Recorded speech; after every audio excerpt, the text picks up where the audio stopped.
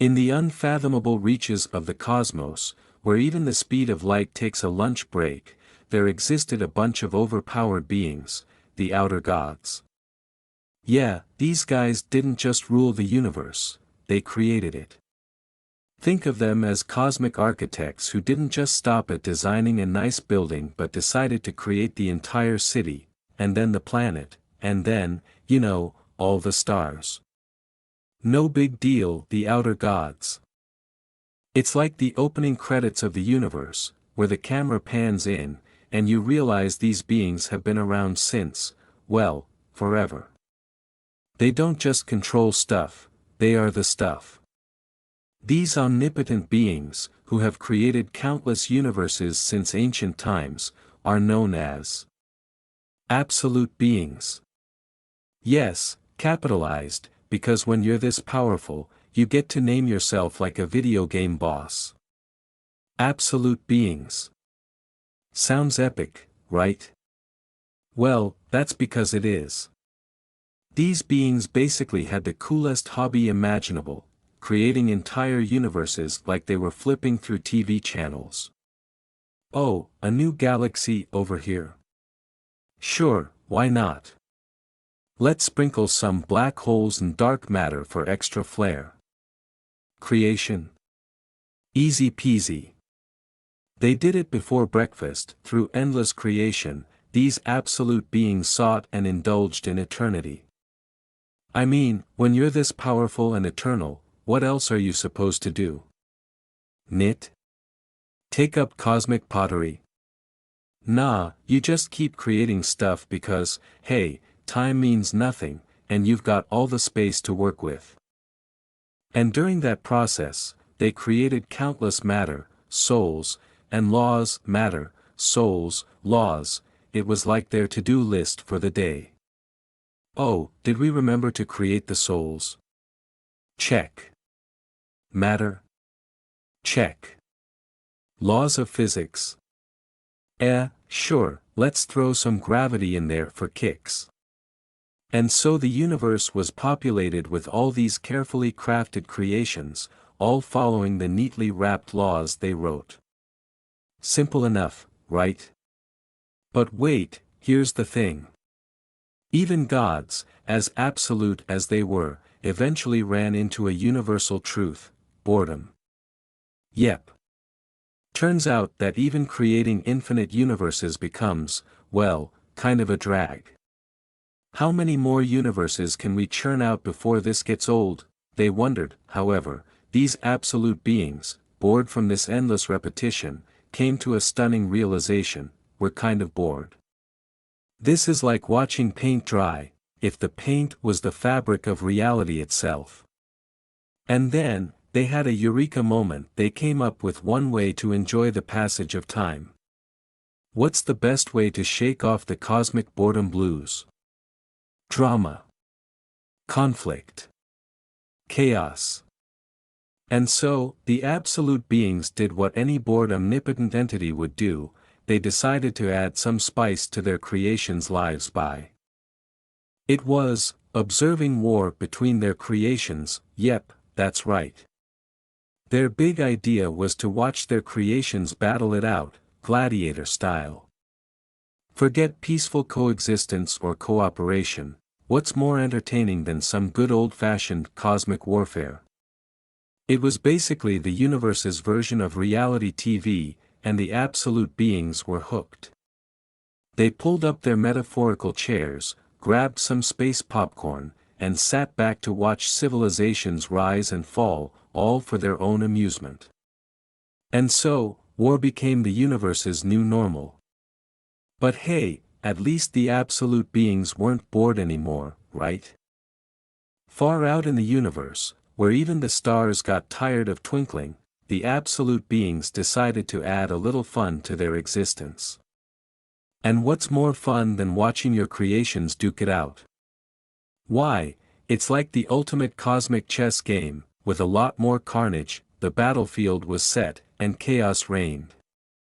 As the absolute beings kicked back with their popcorn, they watched their creations destroy one another on a chessboard-like arena. The absolute beings found it rather entertaining to destroy their creations. Yes, you heard that right. Nothing quite like the sound of shattered souls and broken universes to get these cosmic gods chuckling. And this wasn't a one-time thing either. Nope. It happened over, and over, and over again. Though countless creations repeated the never-ending process of dying in battle and being revived through this war, it was just part of the spectacle for the absolute beings. After all, why settle for a single show when you can binge-watch wars on a loop, right? It was necessary to sate the boredom of the absolute beings. Because when you're an all-powerful, eternal God, and you've tried everything else, yes, even cosmic knitting, the only thing left to do is watch your toys battle it out. Boredom, solved, but then, something unexpected happened. However, an incident occurred. And not just any incident, this was the kind of plot twist that even the absolute beings didn't see coming. An absolute being was killed by one of their creations while observing this endless battle. Whoops. Turns out the creations weren't too keen on being used as pawns. One of them decided to go full, "I'm not a puppet," and did the unthinkable, took down an absolute being. It was like watching your favorite player suddenly jump off the chessboard and smack the opponent's hand, and when the other absolute beings, the ones lounging in their cozy dimensions, caught wind of this. Oh boy! The absolute beings of the other dimensions, learning of this, quickly gathered. These beings, who thought themselves untouchable, suddenly had to confront the fact that maybe, just maybe, their creations had more bite than expected. It was like an interdimensional board meeting where everyone shows up in their most intimidating outfits. They gathered in one place to observe the world that had lost its master. Because when an all-powerful god gets taken out, it's no small thing. Now, the rest of them had to figure out what to do with a world that had lost its puppet master. Chaos? Drama?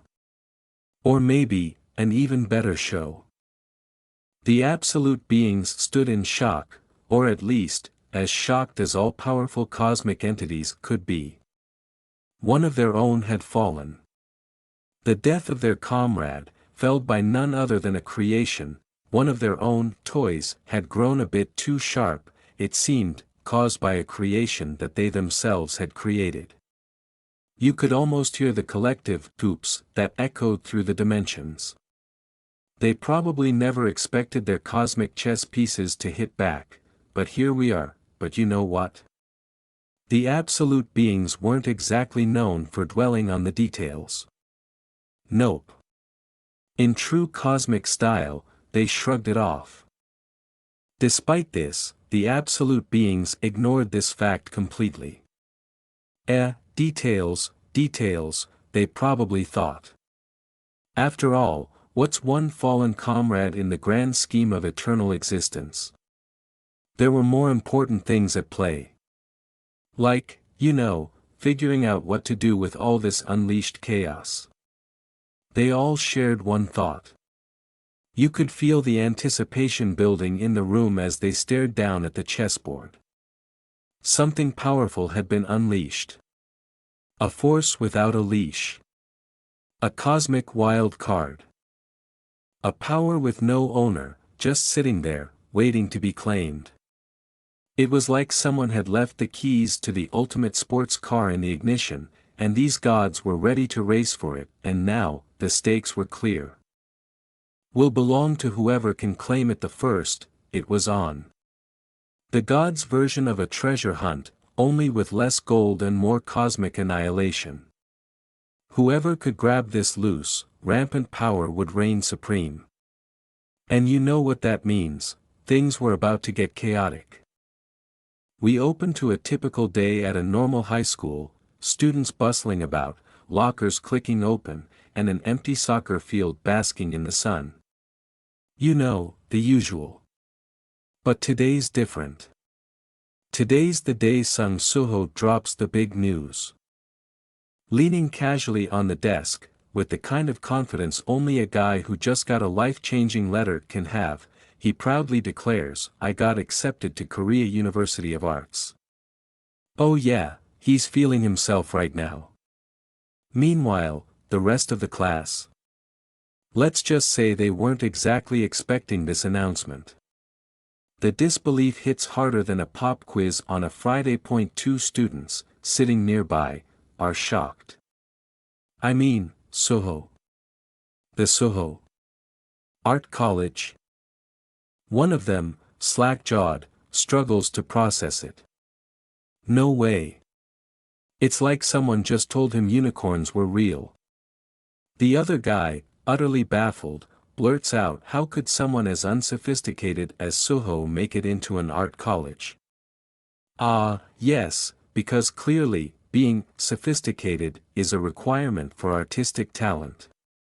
The irony here? This guy's got to try again next year, and he's not exactly thrilled about it, Soho, though. He's on cloud 9. He stands there, grinning like someone who just escaped prison. And he's not wrong. Laughing out loud, he says, "Ha ha ha ha. I'm finally free from this hell." His classmates? They're half celebrating with him, half wondering if they're still trapped in this so-called hell. One of them slaps Soho on the back, a weird mix of envy and respect brewing in the air. "Congratulations, Sung Soho. I heard you got into art college." Yeah, you bet he did. With all the nonchalance of someone who's ready to paint his way out of high school nightmares and into artistic glory, Soho's off to chase his dreams, or maybe just avoid calculus. Either way, he's ready for the next chapter. As Soho basks in the glow of his upcoming art college adventure, he catches the attention of someone who looks like they've got a lot more on their mind than just congratulating him. You can practically hear the gears turning as the red-headed guy approaches, trying to make sense of it all. "I never knew you were so talented. Since when were you so good?" The classic, "I'm pretending to be impressed, but also slightly suspicious," tone. Soho, ever calm, just stares back, his thoughts probably somewhere along the lines of, "Here we go again." Enter Kim Song-kyeol, or wait, Lee Yun-cheol. Turns out even Soho can't keep track of this guy's name. Soho, with a look that says, "Do I have to deal with this right now?" mutters, "Kim Song-kyeol, you again? Wrong name, Soho. Way to make things awkward." "My name isn't Kim Song-kyeol, it's Lee Yun-cheol." Ouch. I just got your name wrong, burn. Soho plays it cool though, offering a casual response as if this whole exchange is just another Monday. Is that so? The conversation takes an unexpected turn as Yun-cheol launches into what sounds like the plot of a low-budget action movie. "Thanks to you, my plan to take over the school failed completely." Yup, you read that right. This guy had plans, and not the kind you casually scribble in a notebook during class. No, this was a full-on, school takeover, operation. The guy had dreams. Soho, unfazed as usual, counters with, "Yeah, and I was able to graduate thanks to you." It's a bizarrely casual conversation for such high stakes. You almost expect them to shake hands and walk away like old rivals turned business partners. Meanwhile, in the background, the class isn't exactly thrilled. One student mutters with a sigh, "Yun-cheol's starting shit again." Just another day at this wild high school, where plans to take over the school and accidental name confusion are par for the course. As the confrontation between Soho and Yun-cheol reaches its usual tension, the rest of the class is not impressed. Two girls exchange a glance, and one says what we're all thinking, "We're about to graduate. Why is he still acting like such a kid?" Her friend nods, equally exasperated, "I know, right?" Meanwhile, Soho is off in his own thoughts, contemplating the mysteries of life. He's not just thinking about art school, oh no, his mind is deep. Why does he have to be so mean to someone who's trying to live a happy life after his parents went missing? Cue the dramatic backstory reveal. Just when things are about to get all introspective, Yuncheol does what all classic rivals do when they're out of words, he goes straight for the punch. Suho, he yells, fist flying at him like it's an action scene straight out of a martial arts flick, but Suho, being the protagonist and all, dodges like he's got the reflexes of a superhero.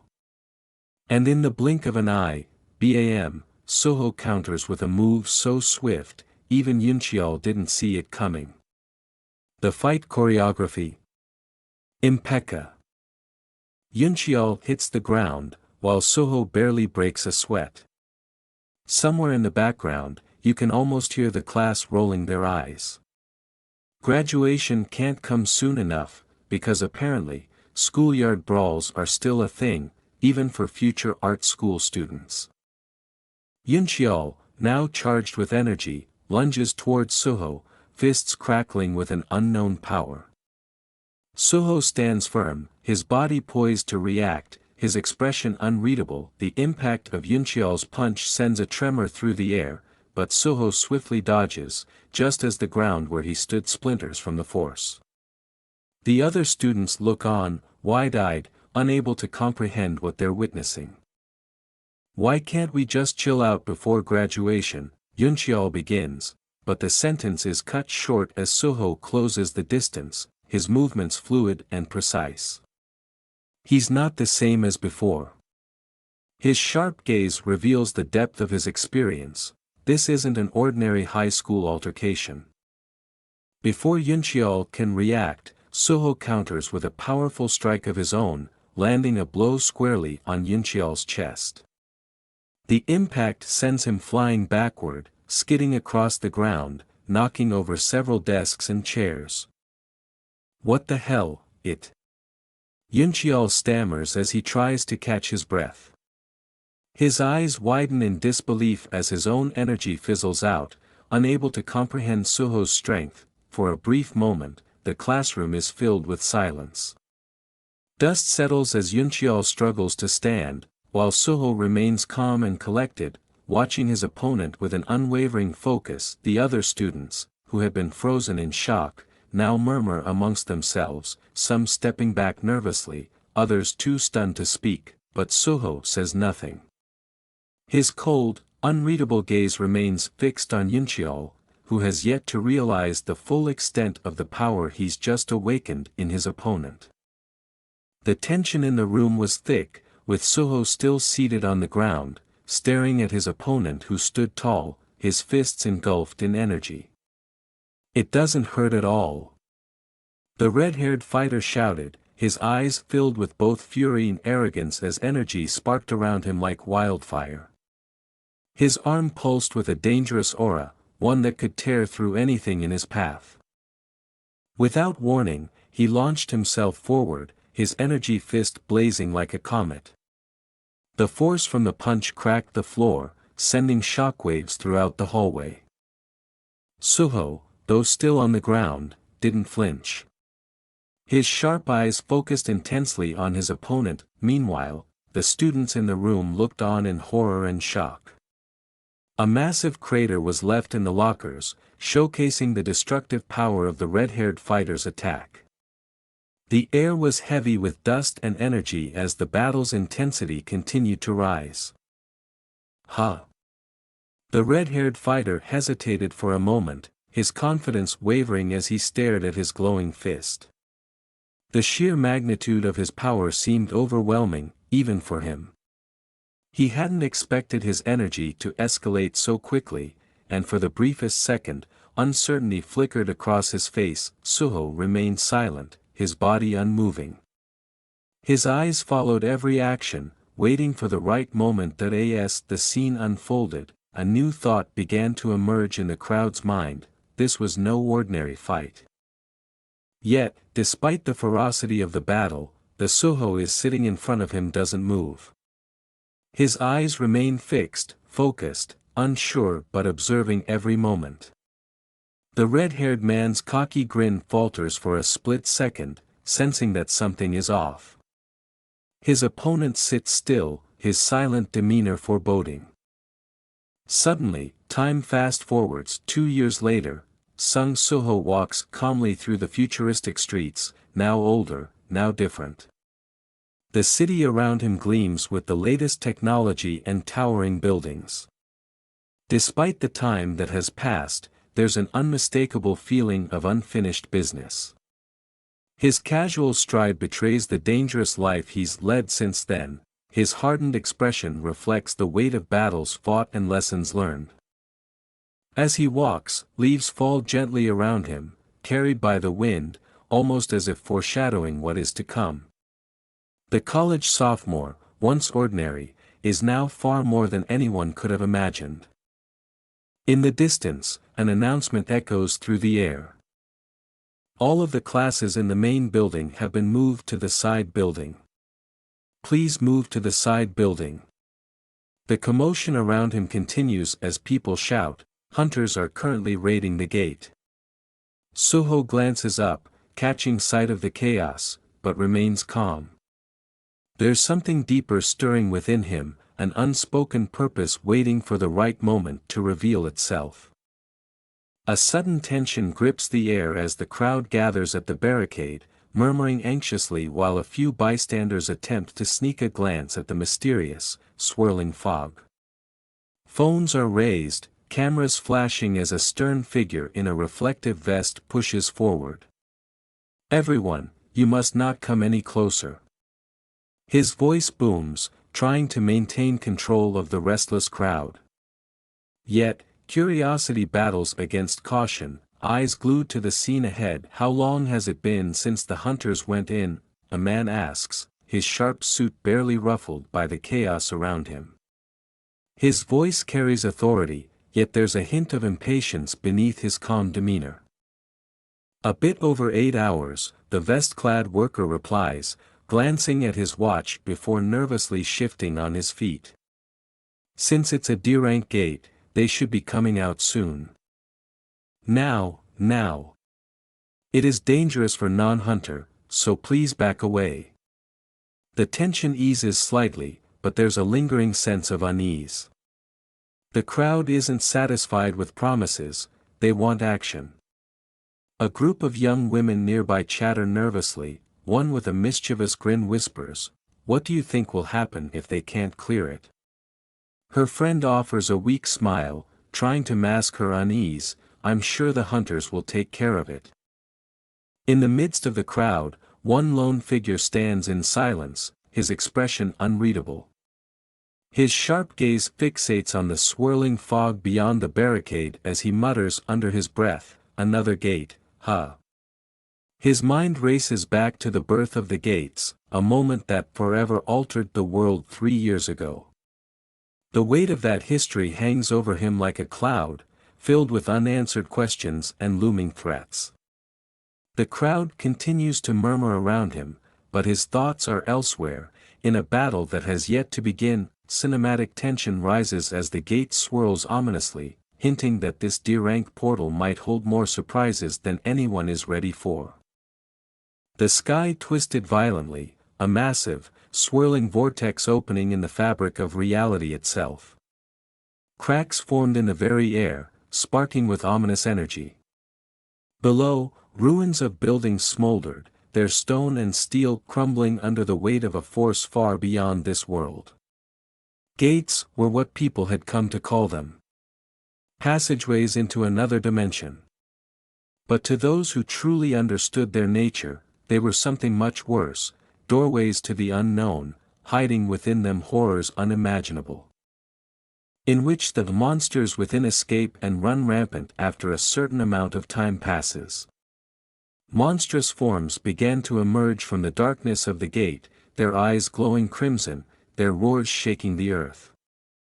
Clawed beasts, towering creatures of nightmare, each more grotesque than the last, spilled into the world. This wasn't some fairy tale.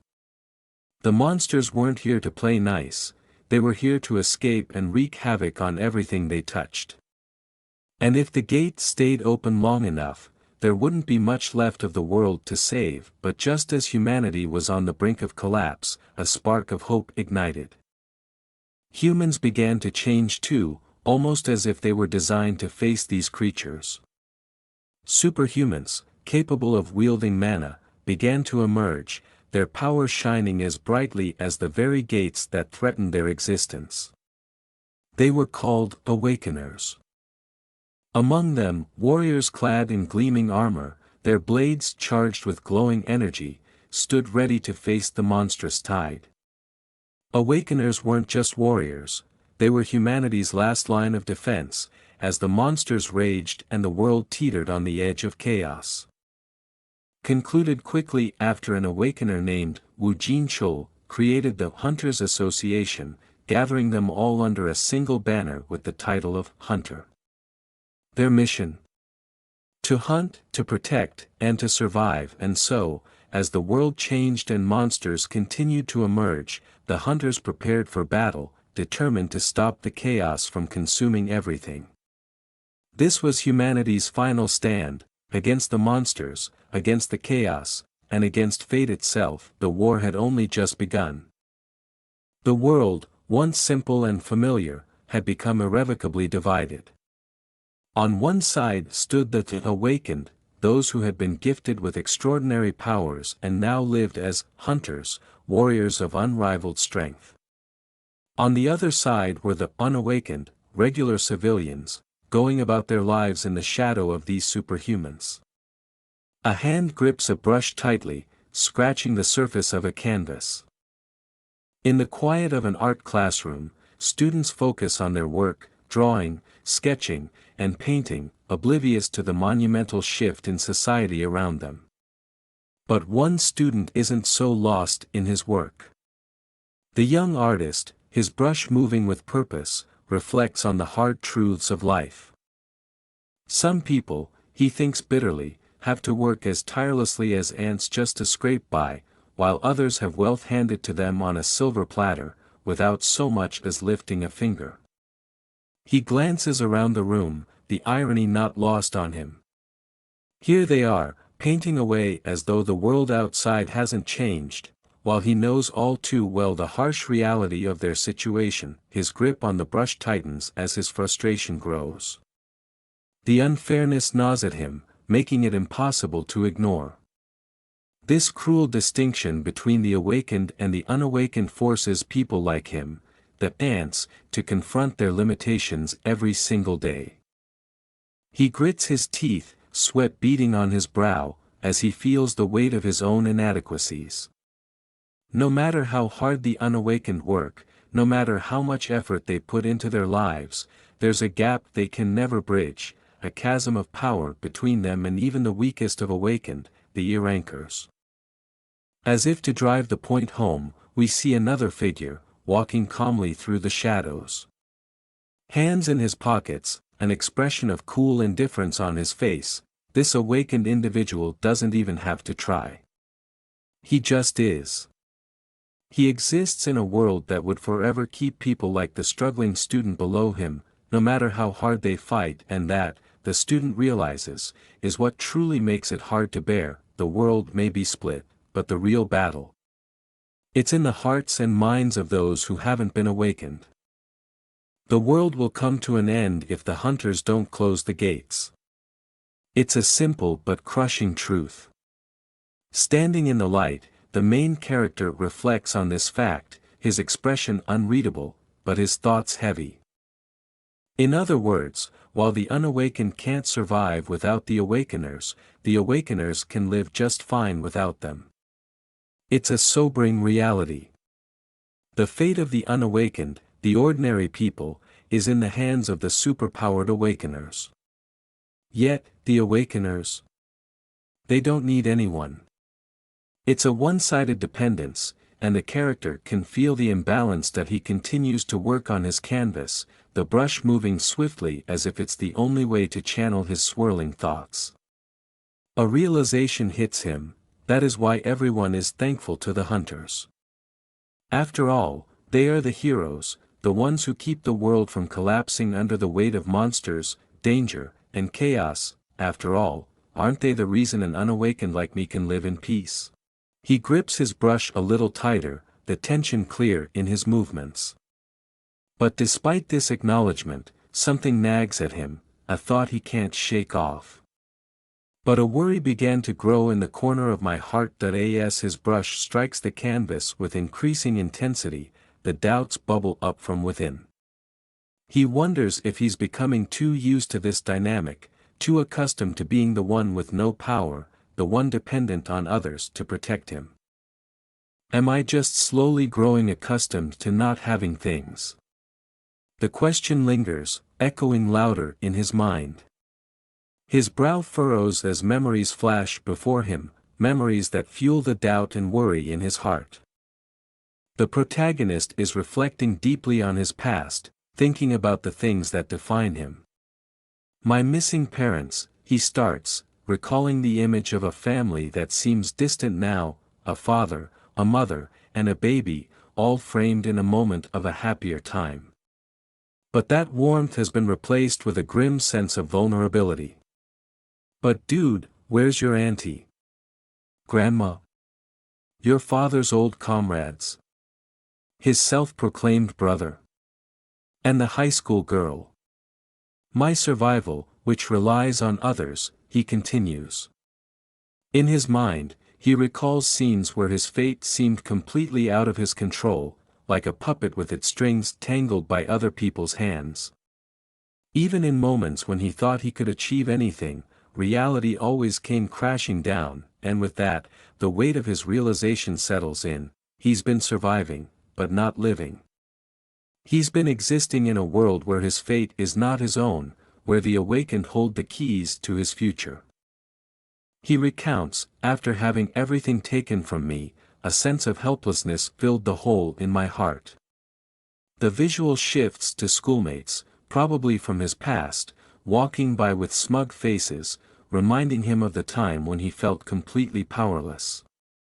My mother used to always tell me that I was becoming like my father quite well, he recalls, perhaps a bittersweet memory considering the weight of his current circumstances. Then, a question arises, how did his father escape this feeling of helplessness?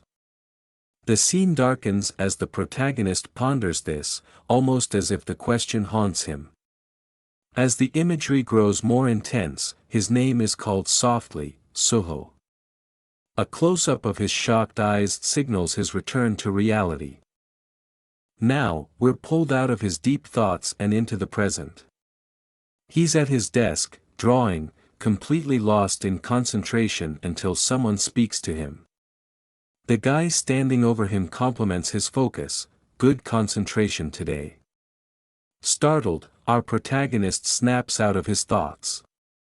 Ah, yes, he stammers, clearly caught off guard. His friend or colleague asks, what are you having so much fun drawing? Innocently, the main character responds, I was just drawing whatever came to mind. Then comes the teasing jab, were you drawing an ant?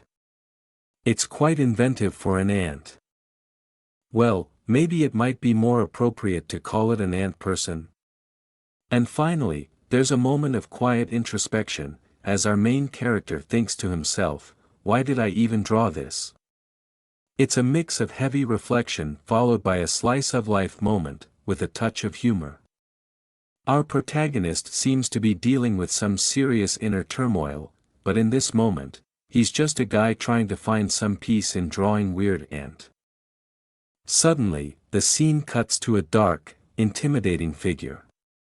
The creature, drawn in jagged lines, looms ominously. And there he is, where are the others? What happened to Kim Chul? As the tension rises, the perspective shifts again, this time outside. The hunters are coming out, someone announces as people start to gather.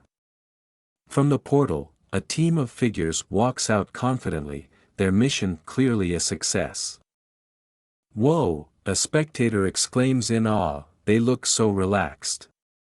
They must have succeeded.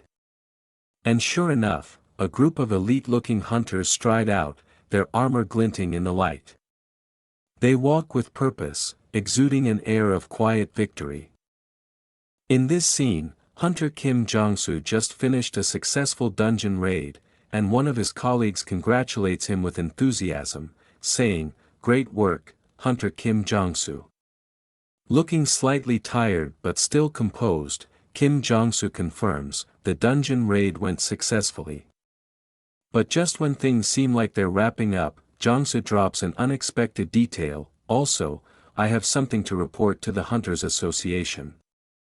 Dramatically, he reveals, "We encountered a new type of monster." As he recalls the event, his expression turns serious. The next thing we see are terrifying monsters, humanoid creatures with flames blazing from their eyes and mouths. He explains, they were humanoid monsters with blue flames spouting from their eyes and mouths. He goes on to describe how they attacked using claws and fangs, but surprisingly, their attacks weren't powerful at all. Jong-soo then reflects on the encounter, casually admitting, "Since I'm still fine after getting scratched by their attacks, there isn't much to them, but..." He remains on alert, clearly still thinking through the implications of facing these strange creatures. Another hunter listens to Kim Jong-soo's report and responds with relief, saying, "I am happy to hear that they are not too dangerous." However, the situation isn't entirely dismissed as the hunter acknowledges that they are still definitely monsters that we haven't seen since the birth of the gates. Finally, with a formal tone, the hunter instructs, "Then Hunter Kim Jong-soo, please make sure to draft up a simple report about what happened during this raid." It's clear this discovery is going to need some more attention, but at least for now, things seem under control, kind of. As the scene unfolds, we find ourselves in the midst of a tense situation. A man is depicted with a look of shock and fear etched across his face, his eyes wide and mouth agape, clearly sensing imminent danger. The intensity of the moment is accentuated by the sudden, sharp sounds filling the air, the distinct zzz and zzz noises that could either indicate something approaching fast or a surge of electricity crackling through the air. Cut to the next frame, we see a group gathered around what appears to be a limp figure. The atmosphere is heavy with anticipation and uncertainty. The focus shifts to a man in a yellow hard hat, holding a tablet, clearly trying to make sense of the situation. Beside him stands a figure clad in armor, exuding an aura of authority or perhaps preparedness for the worst. Other figures linger in the background, their expressions hidden, but their body language suggests concern. The next moment reveals the man in the hard hat examining the body closely. "Hunter Kim Jong-soo," he mutters in disbelief, as if confirming the identity of someone who shouldn't be here, or at least not in this state. The body hangs suspended, eerily still, with a sword planted firmly in the ground beside it, the aura of a silent battle lingering around. But before he can complete his thought, the scene takes a wild turn. The expression on the hard hat man's face morphs into one of pure terror as the once lifeless figure suddenly springs to life. His eyes glow with an unearthly light, his mouth opens wide, releasing an electrifying roar that crackles through the air, filled with energy and intensity that could knock someone off their feet. "Are you?" The hard hat man barely gets out, his voice filled with confusion and panic as he is cut off by the monstrous, almost otherworldly scream. The roar grows louder, filling the air with a power that seems to distort the very fabric of reality. The man in the hard hat can barely hold on to his composure, and everyone around him is left wondering, what on earth just happened? Who, or what, is this Hunter Kim Jong-soo? The chaos intensifies as the possessed figure with the blue flames surges forward, leaving a trail of smoke and energy in his wake. Those nearby, an armored soldier and a girl with a determined expression, freeze in shock as the atmosphere grows heavy with tension. The girl's eyes widen, sweat trickles down her brow, and she mutters under her breath. But there's no time to think. The resurrected man, his eyes now glowing with an eerie blue light, lunges at one of the bystanders, lifting him off the ground effortlessly with one hand. The poor guy in the blue jacket, now caught in the grip of the flaming man, has no idea what hit him. His mouth hangs open in shock, a scream dying in his throat. Meanwhile, the man with sunglasses in the background, who seems to have walked straight out of a detective novel, instinctively takes a step back, his eyes darting around as if looking for an exit. The girl observes closely, noticing something familiar in the spectacle before her. Those blue flames, they're just like the monsters in the dungeon, she exclaims, her voice trailing off in realization. But before she can finish her thought, the flaming man's head whips toward her with a sharp glare, his expression unreadable, yet filled with malice. The realization hits hard, this isn't just some random occurrence. It's a pattern, something they've encountered before in the depths of those dark dungeons. Without warning, a powerful force blasts through the air. The girl with the blonde ponytail and her companion are flung backward like ragdolls, tumbling over each other as they hit the ground. Whoa!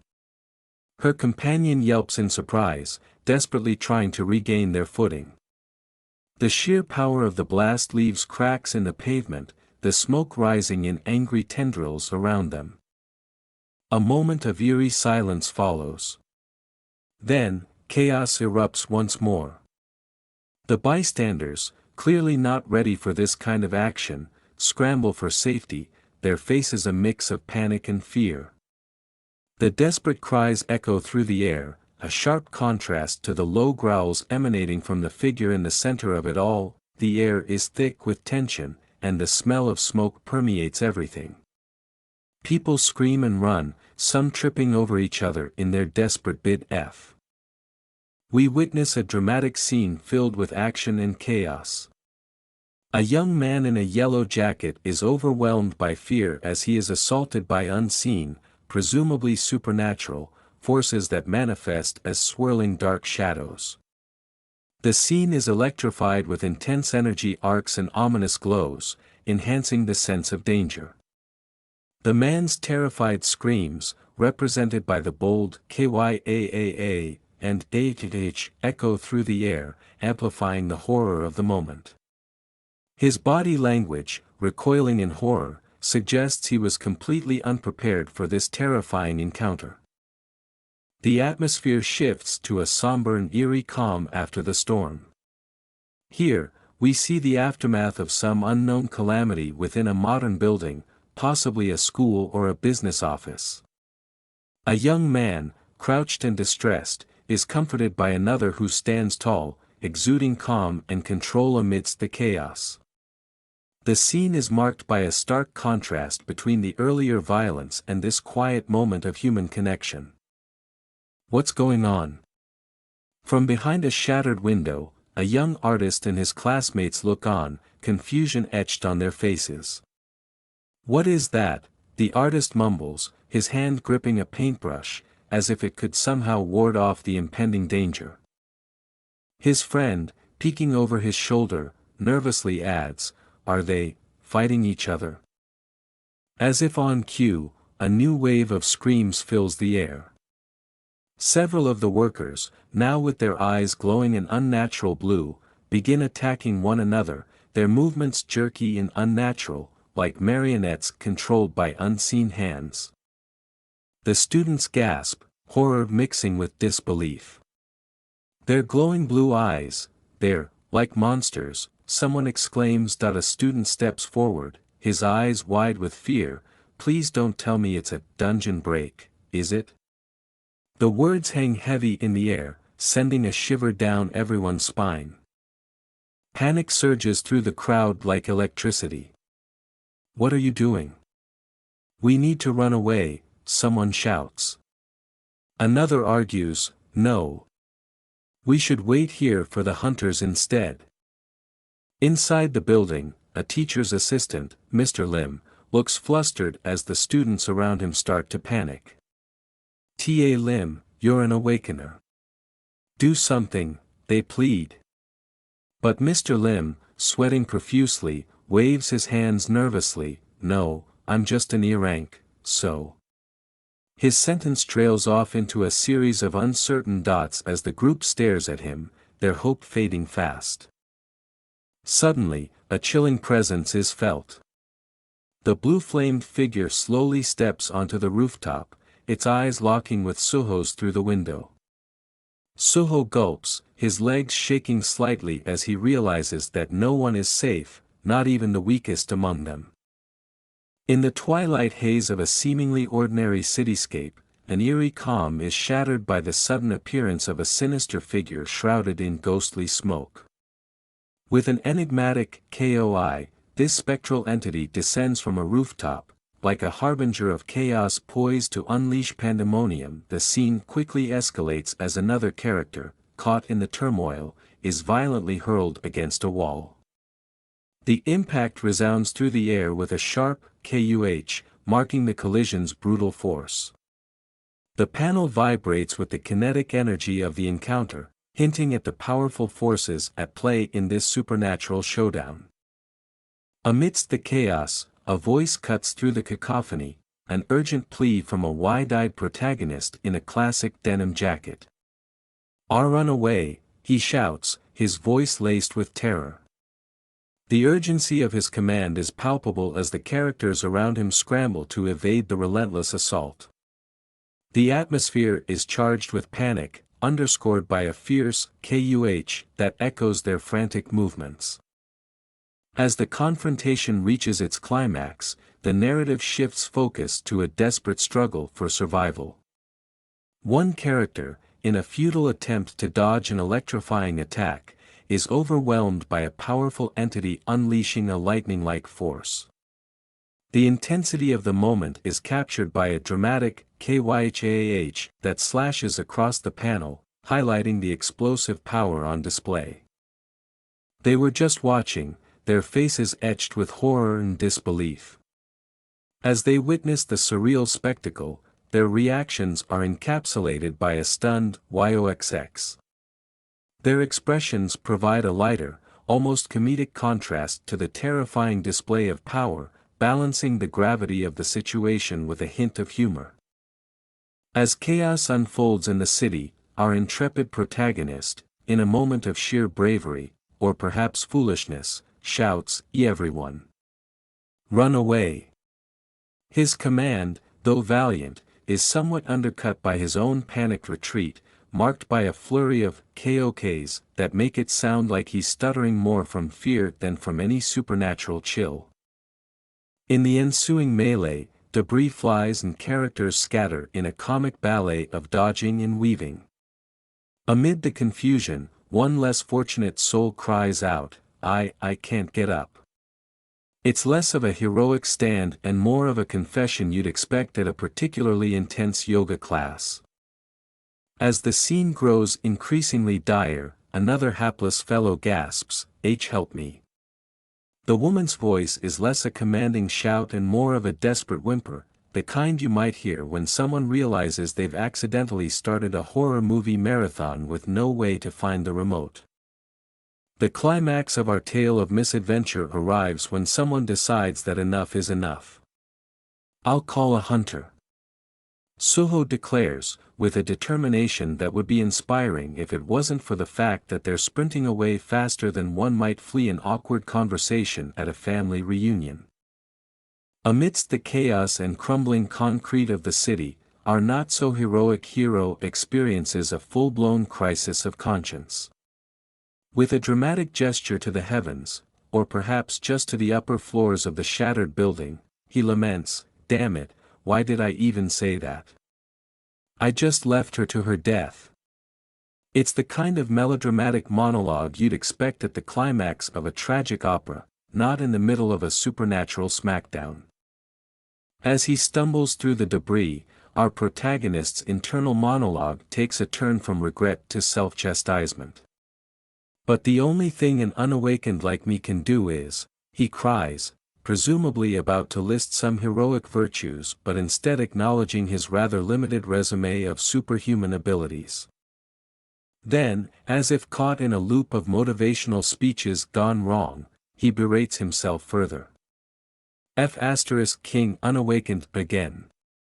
Nothing will change if I don't do anything and just keep making excuses.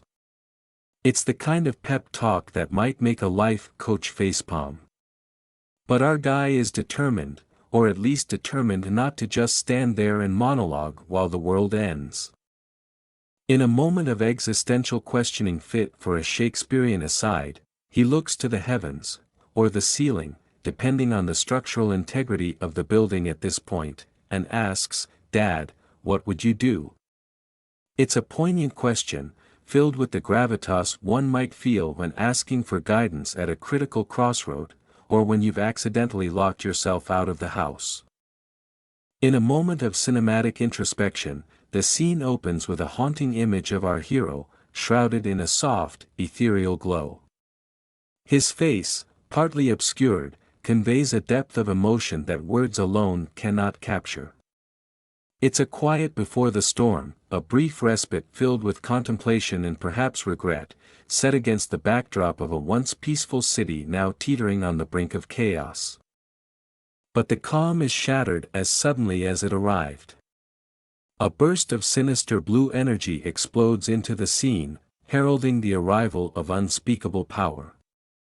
The atmosphere crackles with raw, electric fury as it echoes through the air, a sound that seems to vibrate in the very bones of the city. The hero's moment of peace is violently interrupted, and he is thrust back into the harsh reality of the battle that awaits. The doorway frames a young woman, her expression a mix of horror and disbelief, underscored by a startled "Hiek."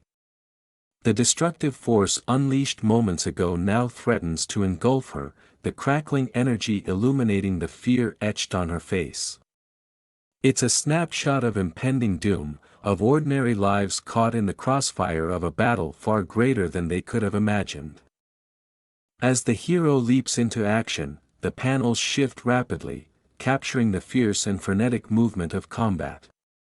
The villain, or perhaps another victim of the tumultuous power at play, appears overwhelmed by the same sinister energy, his features contorted in pain or rage as "Ka" fills the air. The scene is a chaotic symphony of light and shadow, energy and emotion, each frame intensifying the sense of imminent danger.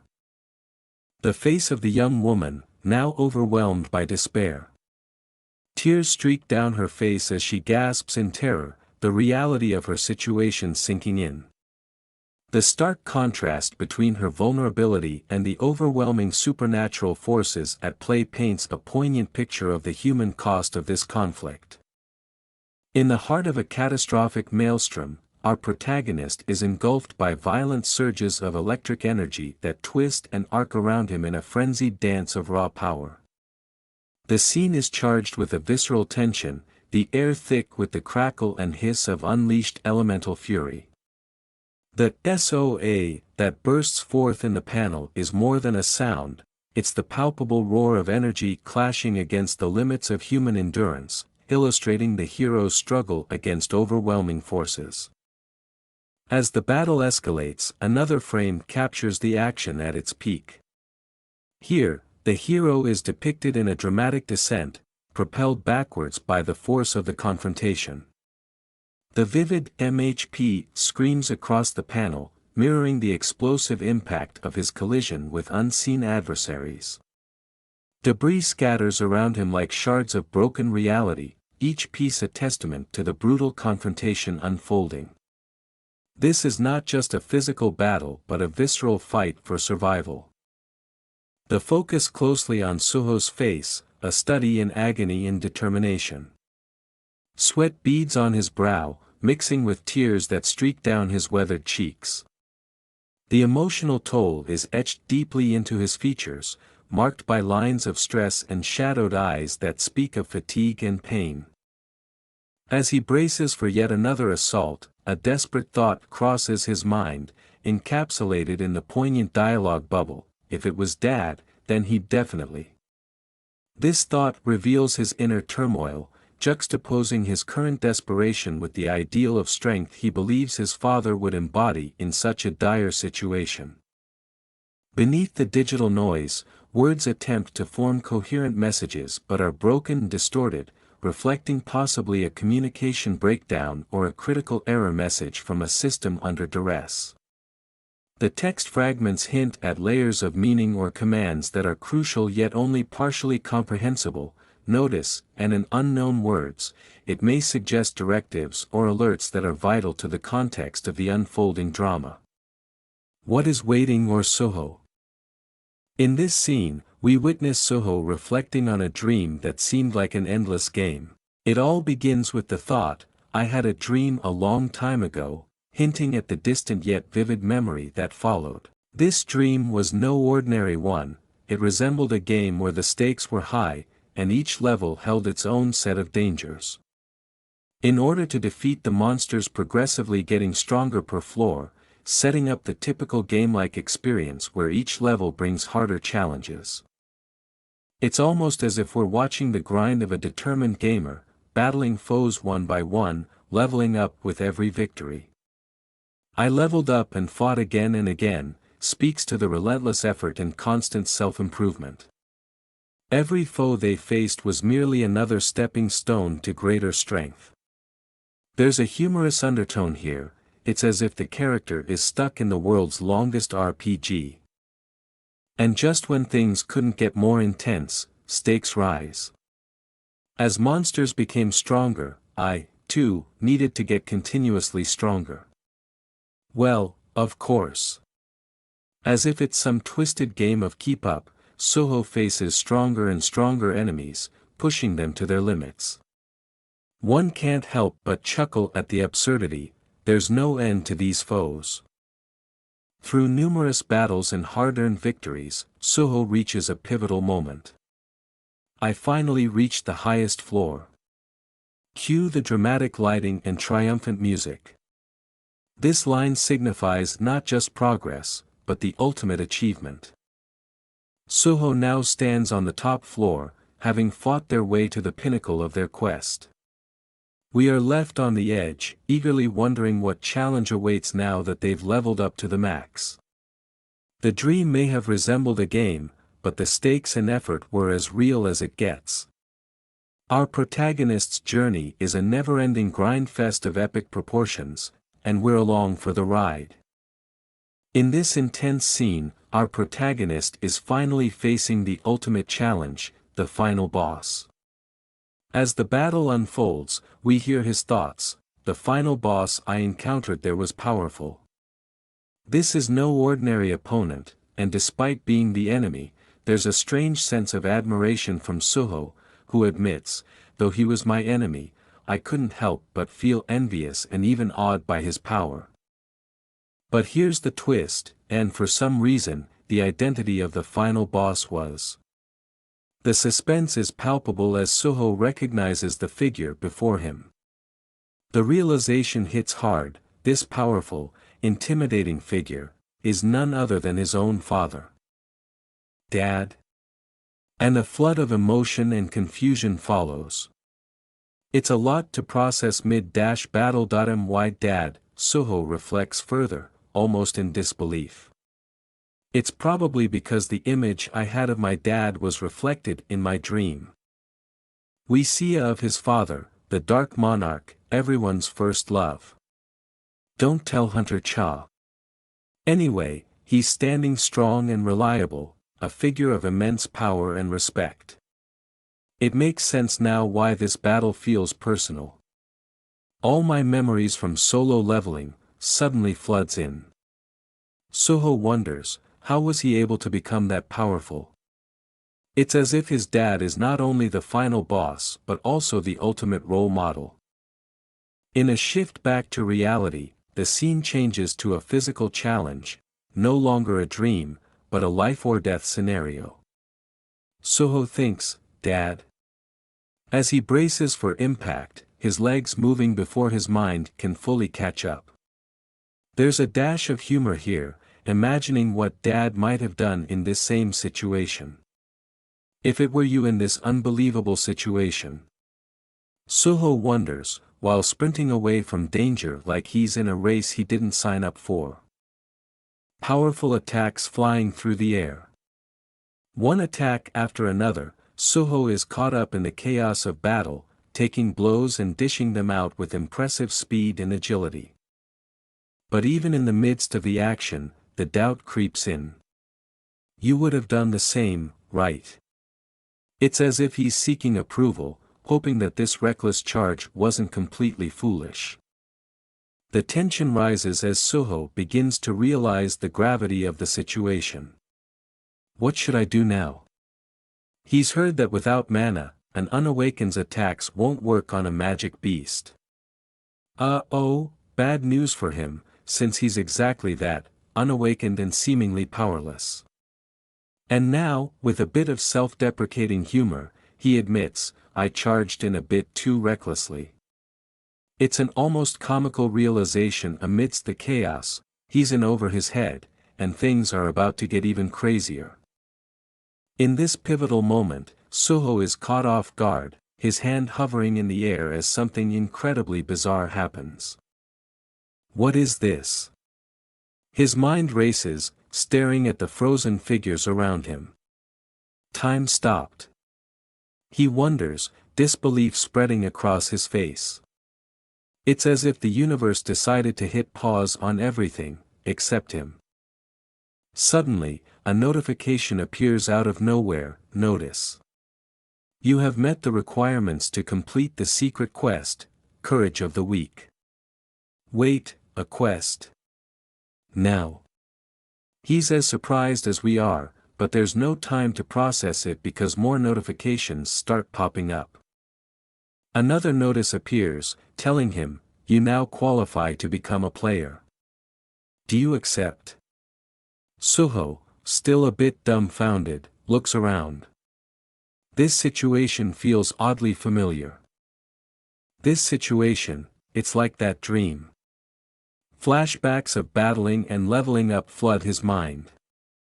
In the middle of this strange pause, he starts connecting the dots. If I can fight like I did in that dream. There's a realization dawning on him now. What reason does he have to refuse? After all, the current situation looks pretty dire. What reason do I have to not accept it in this despairing situation? So, with a steely determination, he answers with just one word. Accept. And just like that, the universe responds. Suddenly, golden rays flood the room as the system processes his acceptance. Congratulations. You have now become a player. Another notice swiftly follows, Quest Reward Notice Quest Reward Secret Quest, Courage of the Weak Blessing, Great Spellcaster, Candiaru's Blessing. The great spellcaster Candiaru has gifted a special spell to you. Candiaru's blessing will ensure that you will always be strong and healthy during your lifetime, but the system isn't done yet. More rewards start popping up, like it's Christmas morning. Quest Reward Permanent Effect, Longevity, all diseases, poisons, and status effects are healed, and sleeping will explosively increase regeneration ability. But then there's this little bite, notice this system will help the player develop, this is not a dream, that you have only one life, so beware, well, that's reassuring, or not. And there it is, his new reality, all in a neat little status window. Status window name, Sung Suho class, none title, none level, 1 fatigue, 0 HP, 100 MP, 10 strength, 10 agility, 10 sense, 10 health, 10 intelligence, 10 available points, 0 skill passive skill, none active skill, ruler's authority LV, 1. Still in awe, he thinks, this game-like status window. He stares at it with a mix of excitement and disbelief. Just as I thought. It's like his wildest dream has come true, except it's very real. But there's no time to celebrate yet, another quest pops up immediately. A quest has arrived. His eyes narrow as he reads the task. It's a tutorial quest: defeat the mist burn and level up. Of course, nothing is ever easy. And just as he processes that, a massive, hulking figure looms over him, ready to fight. With a new sense of purpose, Suho gets ready to face the challenge head-on. It's game time, but this time, there's no reset button. The scene begins with the ominous appearance of a new foe, D-rank awakened mist burn. The sheer power radiating from the enemy is enough to make anyone's knees shake. Suho takes it all in, realizing with a start, time is moving again. His mind kicks into overdrive. The situation is tense. Run, quickly. He yells to his companion, who stammers back an "oh-okay." As the urgency of the moment hits them, Suho, while trying to manage the situation, can't help but notice something surreal: the name tag on top of their heads. Yep, like a gamer in the middle of a boss fight, the names and stats of his opponents are floating right above them, clear as day. He identifies his enemies quickly.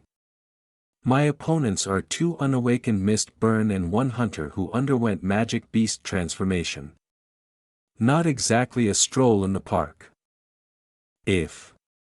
But Suho's internal monologue shifts with growing confidence as he reflects: I really did awaken. Suddenly, the idea doesn't seem so far-fetched. There's a fire extinguisher in his hand, and with the power of his newly awakened abilities, he swings it like a pro baseball player. He doesn't hold back, throwing everything he's got at the enemies, tossing apologies in between punches like it's a casual conversation. Sorry.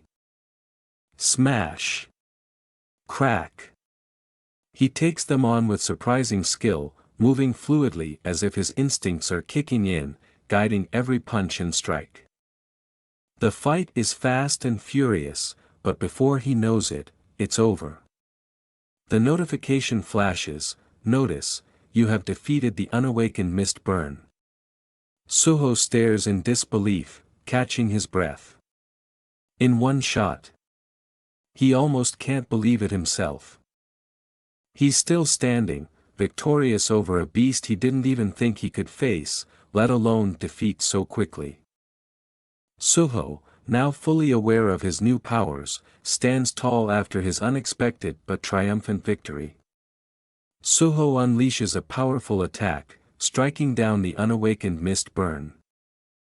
As the battle rages, notifications flood in like a game system in overdrive: you have defeated the unawakened mist burn, followed swiftly by the sweet reward of leveling up, level up. The system is clearly impressed, with another notification: quest tutorial has been completed. Notice: quest tutorial has been completed. Quest notice: quest tutorial, defeat the mist burn and level up. Level attained 2/2. Suho doesn't even have time to celebrate as the game-like system continues, offering a reward for his valiant efforts. It asks politely, as if it were offering him a candy bar: check your reward. Accept/decline. Of course, there's only one option: accept. In a moment of realization, he thinks, now I'm sure of it. I really did awaken. There's no doubt in his mind now. His newfound powers are real, and he's not just some regular guy anymore. He's awakened, and the game has changed for good. But there's no rest for the weary, as another D-rank awakened mist burn appears, ready for a fight. The battle intensifies as Suho goes toe-to-toe with this formidable foe. In the thick of a gritty showdown, Suho, clad in a sleek blue jacket, faces off against the enigmatic mist burn. As mist burn unleashes a torrent of electric blue energy, aiming directly at Suho, the tension in the air is palpable. Suho, with his quick reflexes, dodges the initial blast, his eyes wide with surprise and a hint of disbelief. It withstood that? He gasps, stunned that his opponent could resist such a powerful assault. As the energy crackles and whips through the air, Suho's shock turns to determination. He maneuvers with the grace of a seasoned warrior, barely escaping the relentless onslaught. Each frame captures the kinetic energy of their battle, the air practically sizzling with raw power. The battle reaches its peak as Suho, now on the defensive, finds himself cornered. With nowhere to run, the reality of his situation sets in. He lies on the ground, looking up as the ominous shadow of Mistburn looms over him. Suho's face etched in determination and a faint hope that his dry cleaner has a discount for superhero-related stains. Even he can't believe it. But as he gets back up, another dangerous realization creeps in: I'll turn into a magic beast if it wounds me. Am I really going to become a magic beast right after awakening? The stakes are higher than ever. One wrong move, and he might lose control. Just as despair begins to settle in, a notification chimes in with a reassuring tone: a harmful status effect has been detected in your spirit. And almost as if the game feels bad for him, it continues: the status effect is lifted due to the effect of longevity. Saved by the system. Suho's mind races as he pieces everything together. Longevity. Now that I think about it, I remember seeing that in the status window earlier. He recalls that helpful trait, realizing it's what's keeping him from turning into a magic beast. With newfound confidence, he surges back into battle, ready to take down the remaining Mistburn. But this is no easy fight, and the D-rank enemy is still a formidable opponent. As the fight wears on, Suho grapples with a sobering thought: if I'm weaker than the D-rank who became a magic beast, that means I'm E-rank. I just became an awakened, and I'm already worried about rank. It's a heavy burden, but there's no time for self-doubt as the battle rages around him. Suho desperately searches for an opening, thinking, there has to be something. But just as the tension reaches its peak, a sudden realization hits him like a bolt of lightning. Ah! What exactly he's figured out, we don't know yet, but whatever it is, it's bound to be BIG.IN this action-packed scene. Suho stands firm, accepting the reward with a determined accept reward. The system responds immediately with a list of rewards, boosting his stats. Reward 1, Stat Point plus 5. Reward 2, Strength Stat Point plus 3. His strength increases from 11 to 14, but there's no time to savor the victory as the battle rages on. With a burst of energy, Suho lets out a fierce roar, "Arah!" He charges at his opponent, the D-rank awakened Mistburn, launching a full-on assault.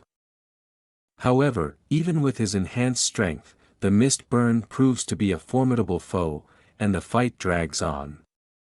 He dodges and attacks, but it seems his blows aren't landing the way he hoped. As he takes stock of the situation, Suho comes to a sobering realization: even with the strength increase, I still can't defeat this thing. It's a frustrating moment, but he doesn't back down. In a quick decision, he decides to pour all his remaining points into strength. Then, I'll put all the points I got as a reward into strength. His strength surges from 14 to 19, and he clenches his fist, feeling the raw power course through him. This is no ordinary leveling system. An awakener who levels up. I've never heard of that before. He's breaking the rules of the game, becoming stronger even after awakening, something unheard of. Since ranks are decided upon awakening, and no awakeners became stronger than their ranks. Yet here he is, defying all conventions, surpassing limits that shouldn't be surpassed. Though I don't know who determines the ranks and the unawakened. As the fight intensifies, Suho reflects on how powerful this newfound strength is. But if I got the power to escape from that damned structure. He doesn't know who determines the ranks or the unawakened, but right now, none of that matters. All that matters is the battle in front of him. The walls crumble around them, their attacks shattering the structure. The stakes are high, but with his newfound strength, Suho isn't backing down. The fight escalates as both warriors unleash everything they've got, their blows sending shockwaves through the room. The structure collapses under the pressure of their battle, debris flying everywhere. It's a fight for survival, and Suho is ready to face it head-on, now stronger than ever. Suho is charging full speed ahead, smashing through the rubble as if he's become a force of nature. With raw determination, he barrels into his opponent, shattering everything in his path. Debris flies everywhere, and the intensity of his power is almost tangible. He slams his fist into the ground, sending a shockwave that leaves his opponent reeling. Finally, the system acknowledges his victory with a notice: "You have defeated the D-rank awakened mist burn." Relief washes over him as he reads the words he's been fighting for: level up. Another level up. The notifications come in waves, confirming his newfound strength. He stands amidst the wreckage, panting, the adrenaline still coursing through his veins. I won, he says aloud, almost in disbelief. He's alive. He's victorious. With a mix of relief and awe, he realizes, with this, I'm an awakener as well. His hand clenches into a fist, the sensation of power still coursing through him. As he catches his breath, the weight of the battle lifts, and he lets out a triumphant yell: "I made it." He finally feels the shift, the change in himself that he's been fighting for all along. I can do it now. He's no longer just surviving. Now, he's confident that he can help others. Seeing how I'm currently awakened, I can save the people and solve this crisis. With renewed purpose, he takes off, running towards whatever challenge lies ahead. But as he bursts through the nearest exit, he pauses to take stock of the situation. What's the current situation outside? His mind races, already strategizing the next move. That's when he sees it, a new threat, looming large. His eyes widen as he stares up at his new opponent, C-rank awakened mist burn. His jaw drops as he realizes the size of the challenge ahead. "Huh?" He blurts out in disbelief. It's not over yet, there's always a bigger boss. This time, it's a C-rank enemy, and things are about to get even more intense. In the final moments of this chapter, the air trembles as an earth-shattering crash occurs. The massive form of the C-rank awakened mist burn plummets from the sky like a meteor, smashing into the ground with an explosive force. As the siren sounds, people around the vicinity start to panic. Dungeon break at the University of Art's repeated announcement blares as they warn the civilians and unawakened to vacate the area. Reinforcements started to head in the scene. We request all civilians within the area to promptly evacuate. People pours in the streets, children's clutching their parents' hands, terrified teenagers coming from school, anxious adults who just want to go to work. All of them were trapped, not knowing what would happen next, just hoping that the reinforcement will come in time. Military reinforcement now on standby, but really just now when a lot of people, students and faculty, have been casualty. They stand guard as they assess the scene, spotting some awakened monsters across the building.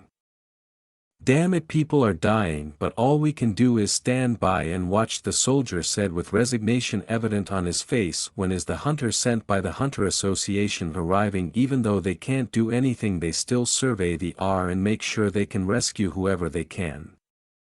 It seems it's taking some time to assign a hunter of rank B or above. The soldier started to panic as he assessed the situation that seems too impossible to be solved. I mean, he just want to earn his paycheck and here he is B rank. Didn't he? They say this gate was D rank. Their captain just chilling out there smoking like there were no monsters rampaging. Well, the association is taking the fact that the hunters were infected. Look, if you just shived back that hunter that was scratched, this is not a problem. Not my thoughts, but probably what the smoking captain thinks. Could it be? As the soldiers took a look at his tablet containing the information on who may be infected, that a C rank hunter was infected, and their worry was confirmed when they saw the list. Kim Jong-soo, tank rank C. As if on cue, Mist Burn enters the scene with his sword on hand, visibly much stronger than before. What the hell? Suho, recovering from his previous shock, braced himself and started moving in a defensive position. Did it jump here from a lower floor? Yes hun, he just did. So I advise you to start moving before he starts swinging that big ass of a sword. A C rank Mist Burn, he really is burning with that electrifying blue. Seeing how it even has a weapon, it's definitely different from the previous Mist Burns. Hell, I wasn't informed that leveling up comes with an equipment. But I leveled up a moment ago. Could I stand a chance? Suho started doubting himself as Mist Burn continues to level up. Even though he just defeated him, the skills level difference is already showing. But even if that were the case, Suho still positioned himself in a fighting stance. Mist Burn swings his sword towards Suho. He is lucky enough to dodge it. I really suggest leveling up your luck, Suho, you'll need it in the future. Mist Burn continues his attacks. It shows the difference of physique, stamina and combat level between the two of them. Suho was able to dodge it, but until when? This is insane. You're more insane dodging all those powerful attacks as expected of Jinwoo's son.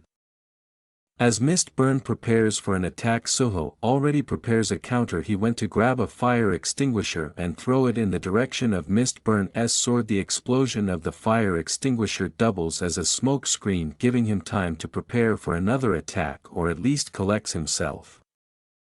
Suho runs out of the room after the fire extinguisher explodes. There's no way I can face a monster like this, he says, running away while thinking of what to do next. You know, Suho, if that were me, I would play dead. Hell, from the first swing I would already be dead. Just tell your dad to summon me as a shadow army. So there's a reason for awakeners being split into ranks. Really, you just realized that now? This little sure.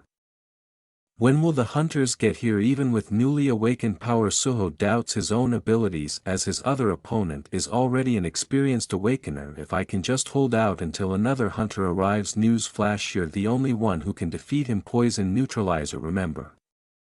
Mist Burn emerges from the room. This guy still has the stamina to fight. Suho, noticing that Mist Burn is out, sharpened his gaze and surveys the scene, finding out what he can do about the situation on hand.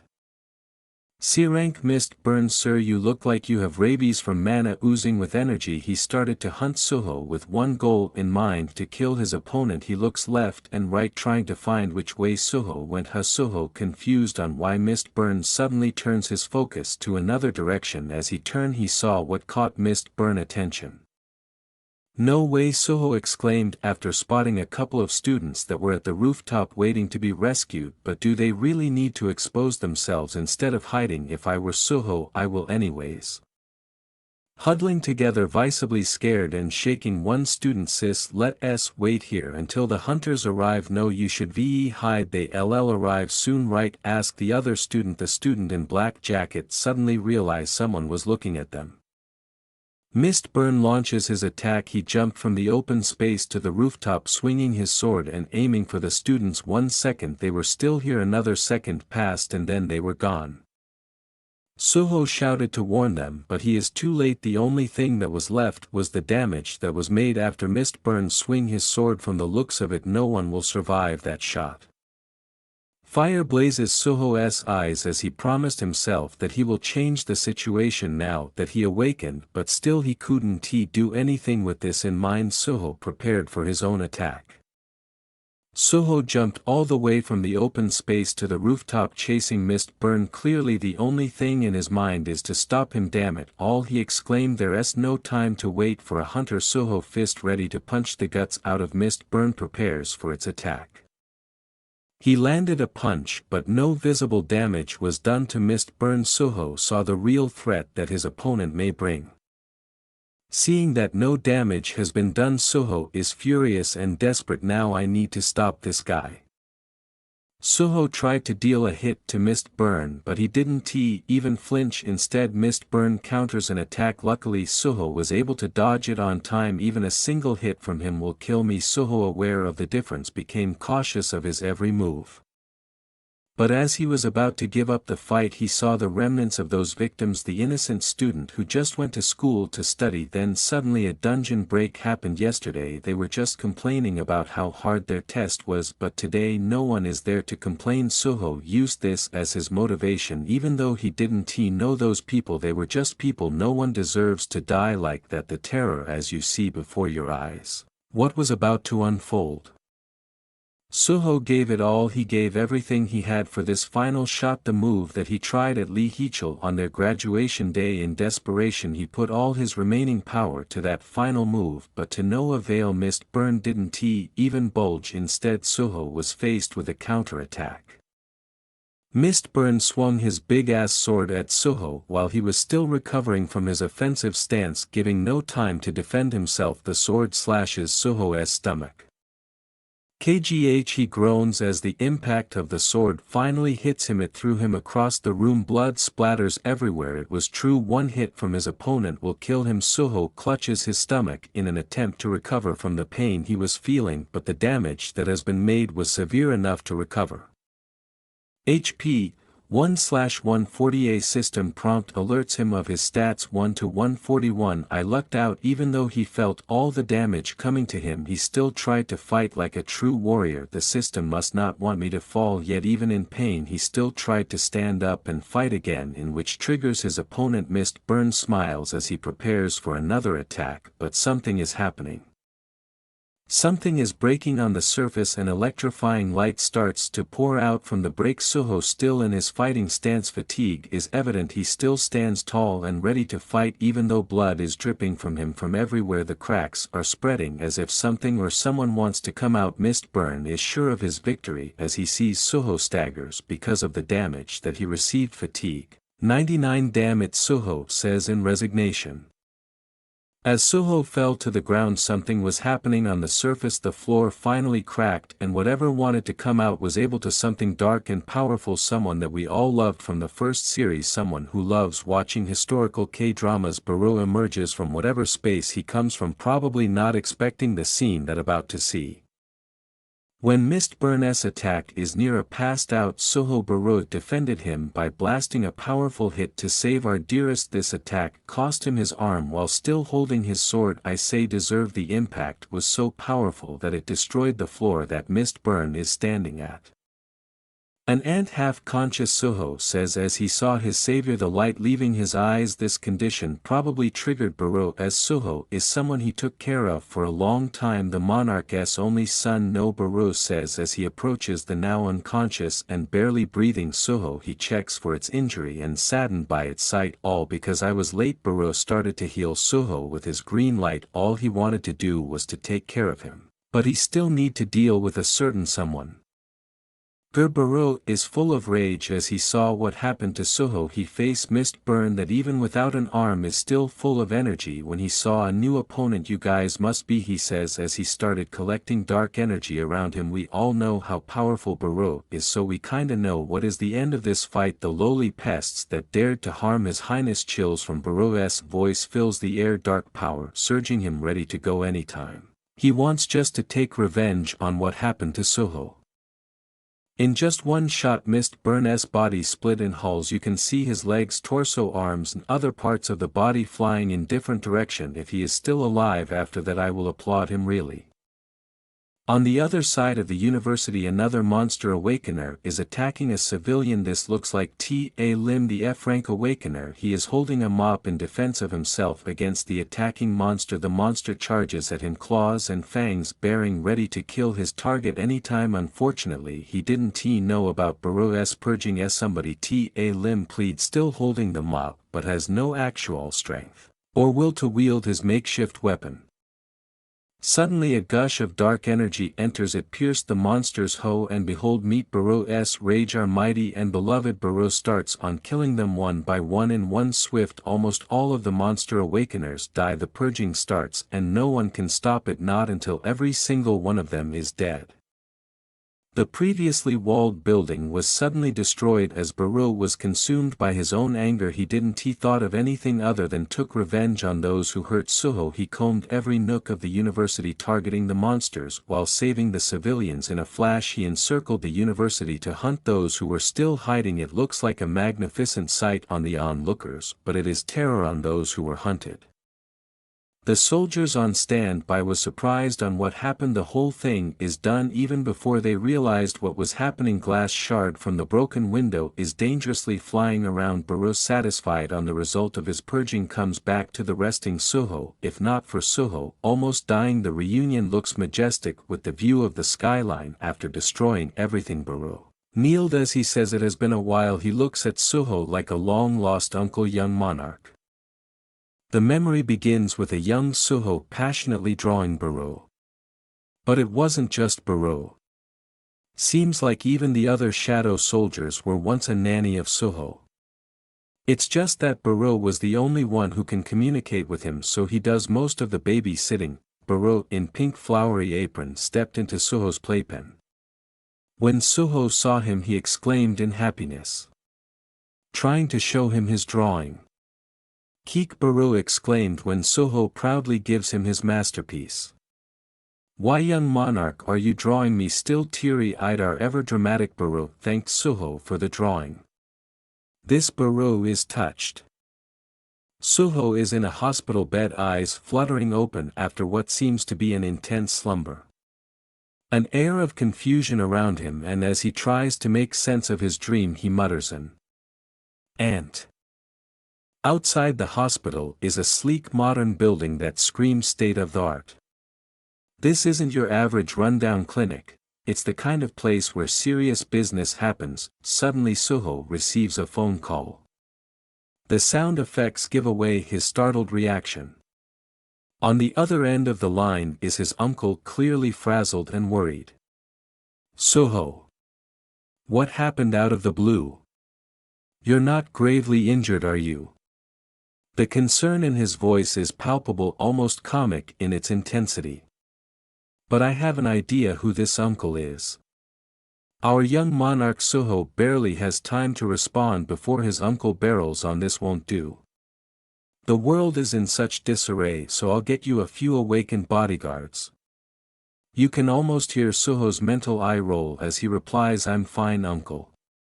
His tone suggests he's probably used to his uncle's dramatic flair. Suho reflects, "When I opened my eyes, 2 days had passed since that day." News flash on the television, regarding the incident at the Korea University of Arts that caused an uproar across the country these past few days. The news anchor narrates. "We're taken through scenes of chaos, monsters and disaster everywhere." The news anchor continues, "Due to the numerous casualties, this incident became a hot topic in many ways. You think, but it gets worse.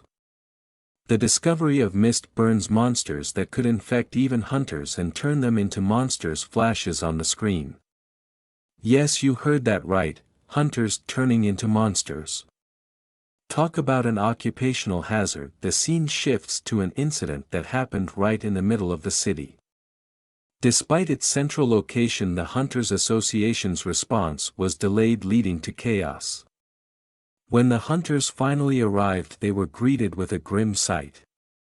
All the mist burns in the university were dead, but not by their hands. The people who became monsters suddenly burst and exploded in front of me. So one of the survivors says when he was being interviewed by the news station. Now we're back to Suho in his hospital room, shutting the TV down. He looks contemplative and maybe a tad confused. Suho reflects, "As expected, my awakening wasn't a dream."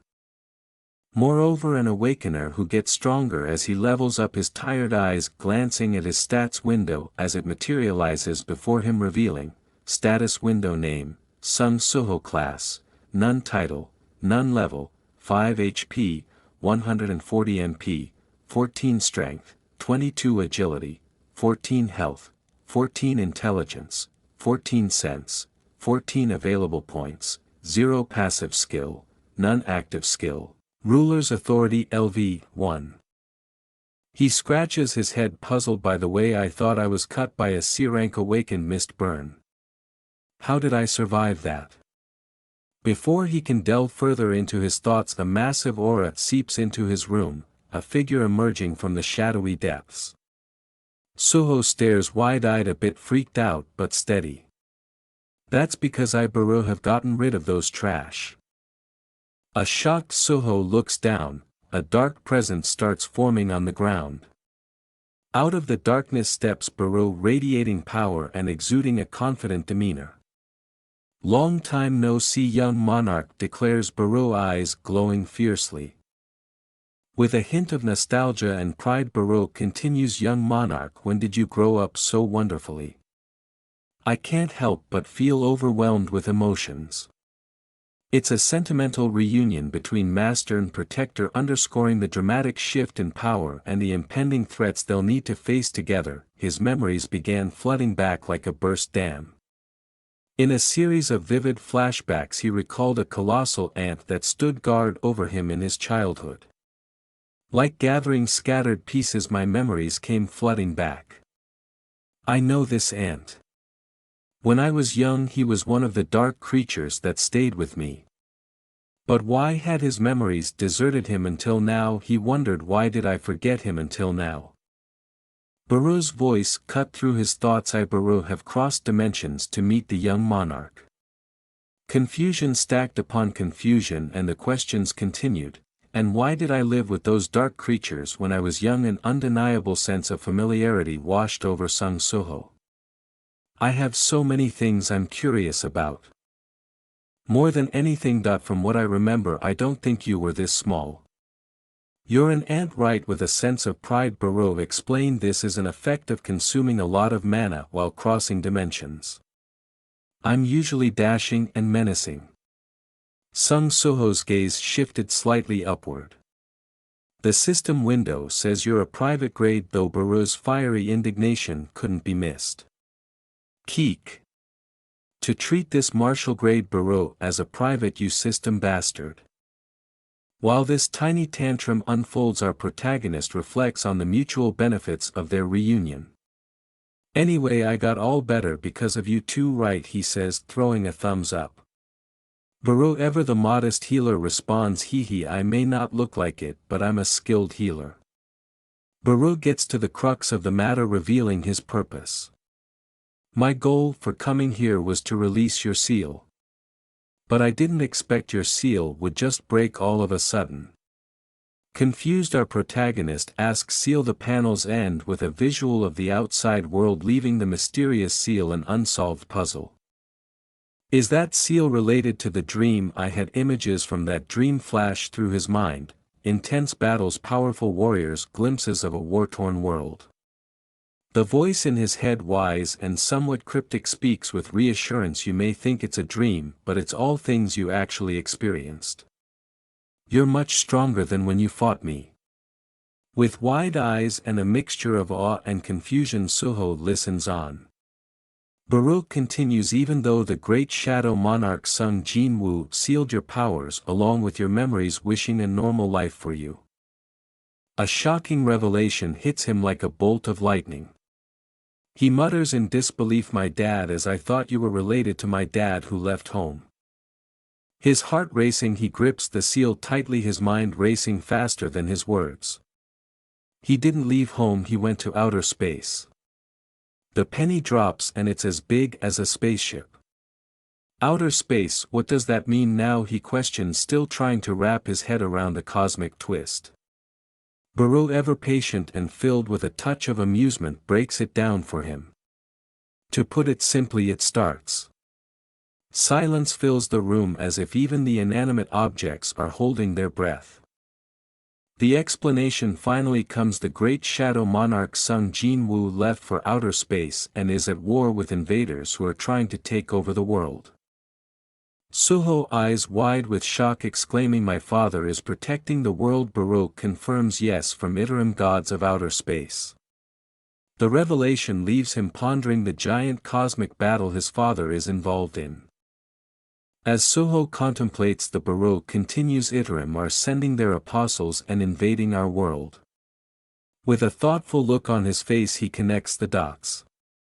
While on my way to meet the young monarch I Baroque LSO tore apart countless enemies. His mind races with the implications piecing together the complex puzzle of his parents' absence. The fact that gates and monsters are appearing on Earth must have been this war's influence too. Curious about his mother's whereabouts he inquires then did mother go with him? Baroque shakes its head sadly replying no, she went missing on the day that she disappeared from our world. So I thought they might be together. Suddenly chaos ensues. Baroque screeches kiekk. The source of this cry is revealed as a shadowy monstrous figure hovering ominously. Amidst the chaos a figure with a stern gaze observes everything unfolding. With mounting urgency this character identifies the alarming situation exclaiming Miss Hain is missing. Clearly they hadn't planned for this kind of crisis. Behind them another voice cuts through the tension shouting Iterum. It seems like they're blaming an elusive group known as the Apostles of Iterum on Earth for this sudden complication, speculating that they've laid an insidious trap. The next thoughts running through their heads seem to strike a personal chord as they ponder, is it because of those bastards called Iterum that my parents can't return? This moment feels laden with both anger and sorrow. Determined and defiant Suho clenches a fist. Does the young monarch wish to meet them? Baroque asks almost teasingly. Without hesitation the reply comes, of course. I've been alone for so many years. You can almost feel the weight of those years in that single statement, the loneliness hanging thick in the air, sensing an opportunity or perhaps delivering a message of grim acceptance. Baroque responds then there's only one way. The Lord won't be able to come to Earth for a while due to the war, but the young monarch can find and rescue Miss Hain after he gets stronger. With a hint of encouragement it finishes, let's level up. Just then a system window appears before our hero. Alert, a quest has arrived. The quest notice reads, Quest, Trial of the Shadow, you are the son of the great Shadow Monarch. However, at the moment your innate talents have been completely sealed. In order to bear that great power you will have to prove your worth. Enter the Shadow Dungeon and prove your worth. Suho nods, understanding the gravity of the situation. He reaches out towards a glowing key labeled as the Shadow Dungeon key. Rarity, type, this is the key for entering the Shadow Dungeon. It can be used on Sung Suho's shadow. Suho sighs but accepts the quest. A glowing key appears labeled Shadow Dungeon Key. Naturally the instruction comes next, stick that key into your shadow. Of course, why wouldn't you stick a mystical key into your own shadow? Seems legit. With a dramatic flourish Suho follows the command. The key melds into the shadow, triggering an awe-inspiring transformation scene straight out of an epic movie. Lightning crackles and shadows twist, opening a portal that beckons him forward. Go ahead. Enter and take all the power that should have belonged to you, young monarch. Booms Baroque, adding a touch of pep talk. Suho steps forward and contemplates. I still can't believe it. He's torn between disbelief and the reality of the situation. Outer space, the war with the gods or the Shadow Monarch, they're all nothing but nonsense. But still, if I can meet them again by getting stronger, I'll level up all I can. In a heartwarming flashback, images of happy times with his family flicker through his mind. It's enough to solidify his resolve. Baroque go to Earth and release Suho's seal. Baroque, ever the loyal minion, promptly acknowledges setting off to complete this critical task. Do you mean the young monarch's seal? Baroque asks just to be sure they're not making a cosmic mistake. Yeah, Iterim's invasion may have spread to Earth, confirms Jinwoo. Return Suho's sealed powers and memories, and protect Earth yourself. It's a tall order, but someone's got to do it. For the rest, I allow you to act at your discretion depending on the situation, concludes Suho, leaving Baro some room for creative problem solving. Baro mulls it over, remarking sarcastically, my discretion. If he's leaving the rest to my judgment.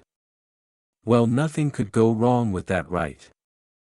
Baro shall remain at the young monarch's side and watch over his growth, the loyal servant vows, solidifying his dedication. The portal finally opens wide, revealing a desolate yet eerily beautiful landscape. This strange place, filled with ruins and devoid of life, is described as the land of the dead, where the living can't step foot inside without the master's permission. Baro calls it what it is, the Shadow Dungeon. Suho steps forward into this enigmatic realm, which feels like it's straight out of a high-stakes fantasy novel. The Shadow Dungeon, a place revealed to be accessible only to the living if they have been granted permission by the dungeon's enigmatic master. Amidst this ghostly and otherworldly landscape, a Suho with a determined expression faces the unknown challenges that lie ahead. His journey through this haunted realm is fraught with ominous shadows and shattered remnants of what appears to be a ruined cityscape, adding a visceral sense of desolation and foreboding to his quest. As he navigates through the eerie environment, the air is thick with the electric crackle of supernatural energy, suggesting that this place does not obey the ordinary laws of nature. This is the land of the dead, where the living cannot enter unless given permission by the master, Baro explains. The Shadow Dungeon. With every step, Suho confronts the surreal and the decay, reflecting both the physical and metaphysical barriers that he must overcome. The intensity of the scene is palpable, as every shadow might hide dangers unknown and every light might reveal horrors untold. As Suho ventures deeper into the Shadow Dungeon, he can't help but feel a sense of déjà vu. So this is the Shadow Dungeon. The environment, while seemingly a blend of ethereal dungeon and ruined cityscape, strikes a familiar chord with him.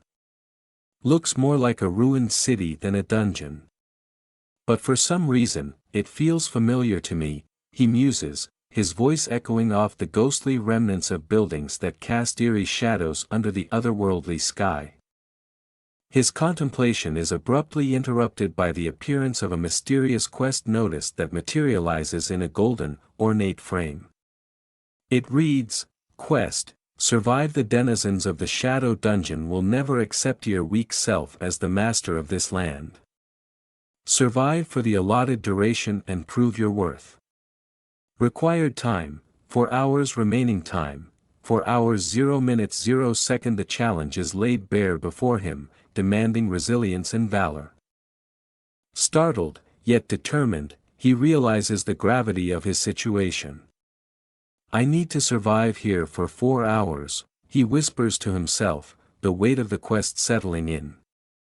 The stakes are now not only clear but also toweringly high, as the survival quest isn't just a test of physical endurance but a trial of his rightful claim over this phantasmal domain. Surrounded by the spectral swirls and the whispers of the dungeon's hidden dwellers, Baro cautioned him, "Please be on guard, young monarch."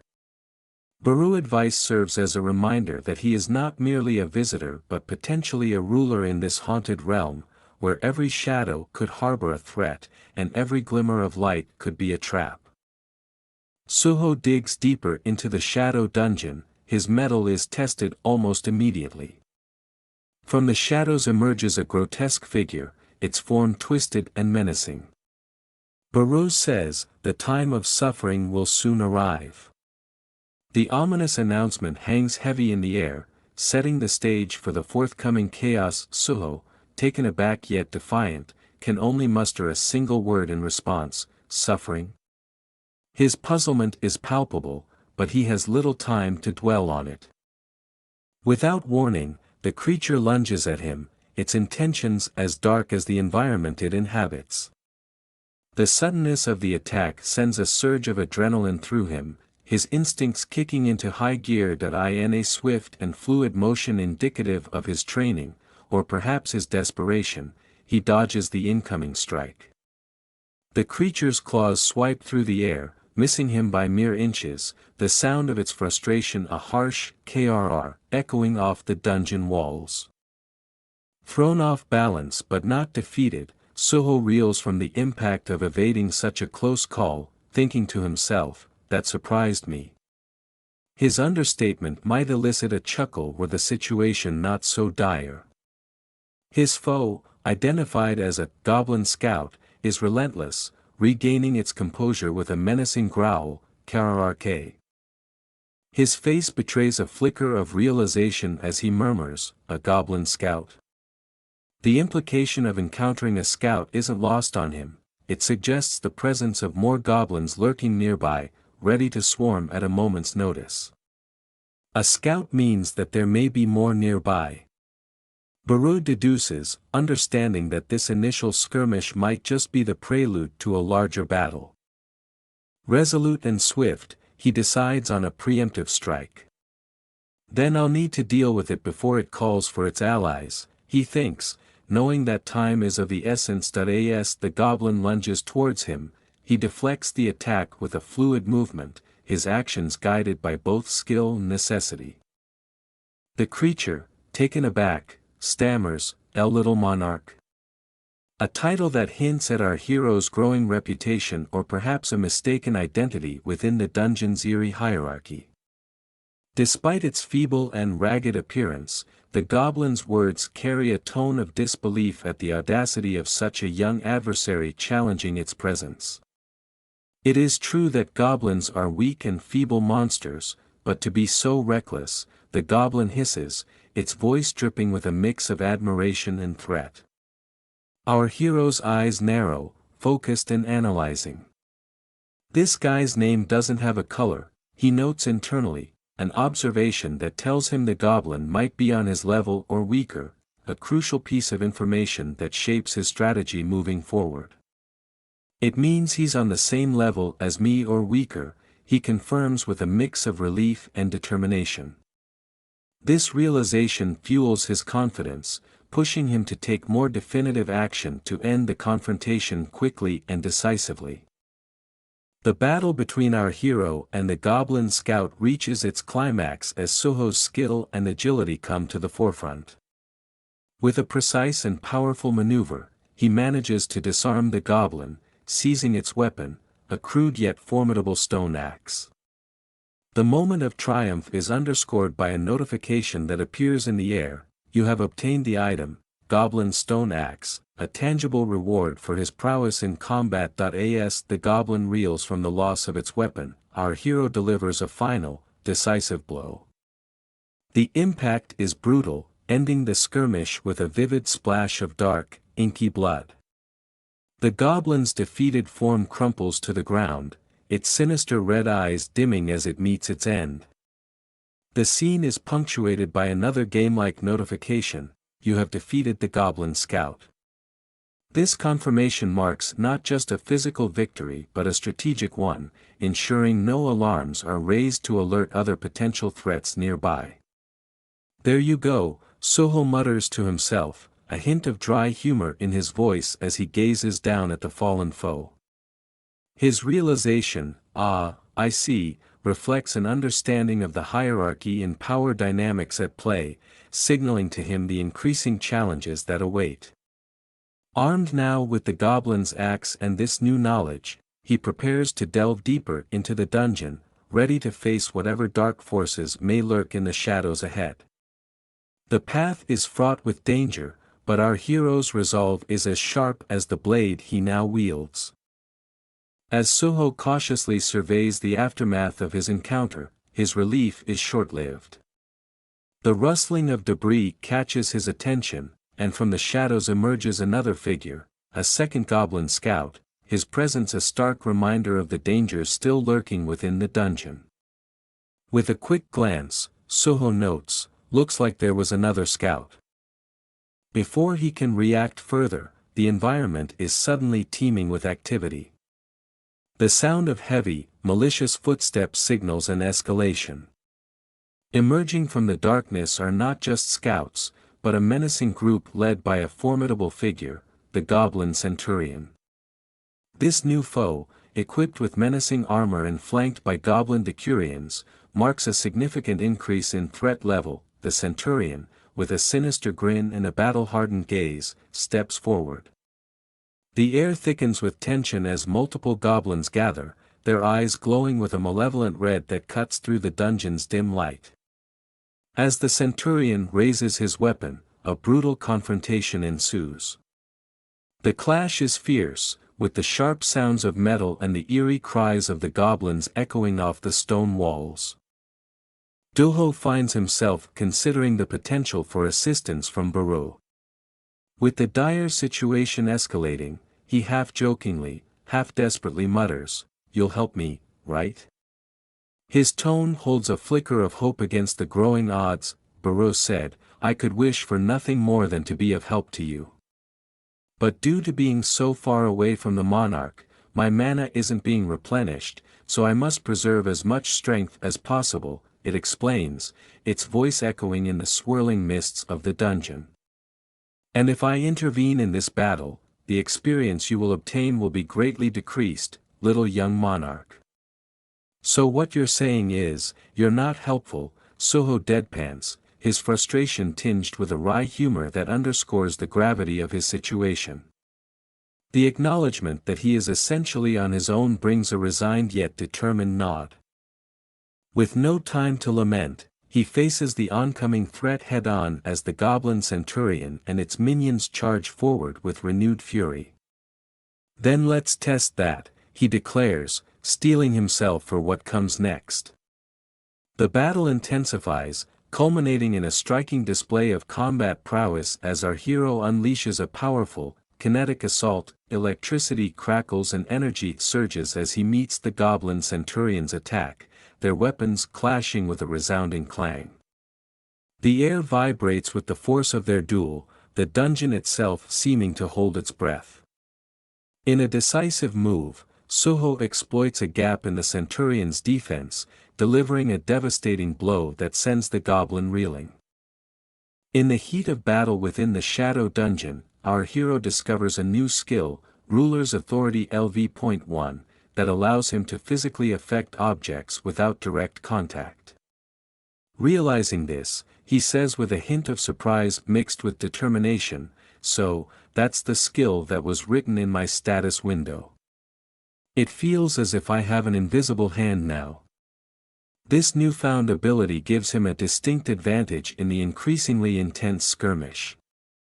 The battle escalates as goblin archers join the fray, raining down arrows from above. Quick to adapt, Suho tests his new skill by catching an arrow in mid-air and coolly remarks, "Archers too, huh?" His calm demeanor hides the strategic gears turning in his mind. With a smirk, he taunts the archers by sending the arrow back with a flick of his new, invisible hand, saying, "You can have this back." The arrow, charged with his newfound power, whizzes back at the archers with increased velocity, catching them off guard. The impact sends them tumbling, showcasing Suho's quick mastery of Ruler's Authority.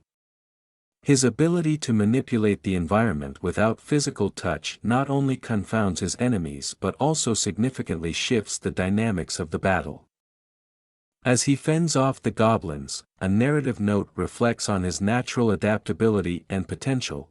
What impressive adaptability! This acknowledgement highlights his growth, likening his journey. Suho's childhood was like the birth of a legendary hero in myths, as effortlessly as breathing, shaping his destiny to be as monumental as those in the tales of old. Even then, he was able to use the ruler's authority he had inherited from the monarch as he pleased. In this moment, not only does he fend off immediate threats, but he also cements his identity as a true hero, destined for greatness, capable of wielding extraordinary powers with ease and confidence. However, that power was created to destroy everything. In the tumultuous heart of the Shadow Dungeon, Suho's newfound power, ruler's authority, initially seems more a curse than a blessing. So it only acted as a hindrance in this peaceful world. However, now, as the apostles of Iterum are invading Earth, Suho's power has begun to shed light on this world. With a display of tactical acumen, he realizes the extent of his abilities, noting, "Seems like the weight limit of ruler's authority is around 10 kilograms. This insight comes as he adeptly manipulates the environment to fend off the waves of menacing goblins converging upon him. With each calculated move and strategic deployment of his skill, he deftly turns the tide of the battle. Suho confronts the goblin centurion. As they clash, the power of Suho becomes undeniable. Little Monarch sneers the goblin centurion, underestimating the true potential of his adversary. This underestimation proves to be his downfall, as Suho, with a swift and decisive blow, demonstrates the sheer destructive capability of his power. With each enemy felled, the Suho's understanding of his abilities deepens, and his control over them sharpens. He stands as a beacon of hope and strength, his very presence altering the fabric of the battle and hinting at his destined role as a protector against the encroaching darkness. The scene leaves us with a striking image of Suho, poised and ready, his eyes reflecting a fierce determination to use his destructive power for the greater good. In a stunning display of resilience and burgeoning power within the Shadow Dungeon, our young monarch faces a relentless onslaught from the goblin horde. Despite his formidable abilities, the battle takes its toll, reflected in the real-time hit points dropping of his stats. Each strike from the goblins chips away at his resolve, leaving him reeling yet defiant. As he grapples with the pain, Suho's inner monologue reveals his transformation. It hurts, he admits, the reality of his vulnerability stark against the chaos of battle. Yet, it is this pain that sharpens his focus, galvanizing him into action. With each blow he endures, a fierce determination builds within him. But, he reflects, I feel more alive than when I was powerless, a stark realization that the struggle, the pain, is not just a battle for survival but a crucible forging him into something greater. His newfound skill, the ruler's authority, which once seemed a mere tool, now becomes his lifeline and weapon. Harnessing this power, he unleashes a devastating counterattack. The fight explodes into a symphony of motion and energy as he sweeps through the goblins with a fluid, almost balletic precision, each move a testament to his growing mastery and resilience, but the battle is far from over. The goblins, relentless and seemingly inexhaustible, press their advantage. Suho, surrounded and outnumbered, fights back with a raw, visceral intensity. The narrative juxtaposes his dwindling health against his unyielding spirit, showcasing his ability to thrive under pressure, turning his imminent defeat into a display of indomitable will. As he slashes through his foes, the air around him crackles with the raw energy of his power. With each goblin that falls, he carves a path toward victory, his every action reaffirming his identity not just as a fighter but as a burgeoning legend within this fantastical realm.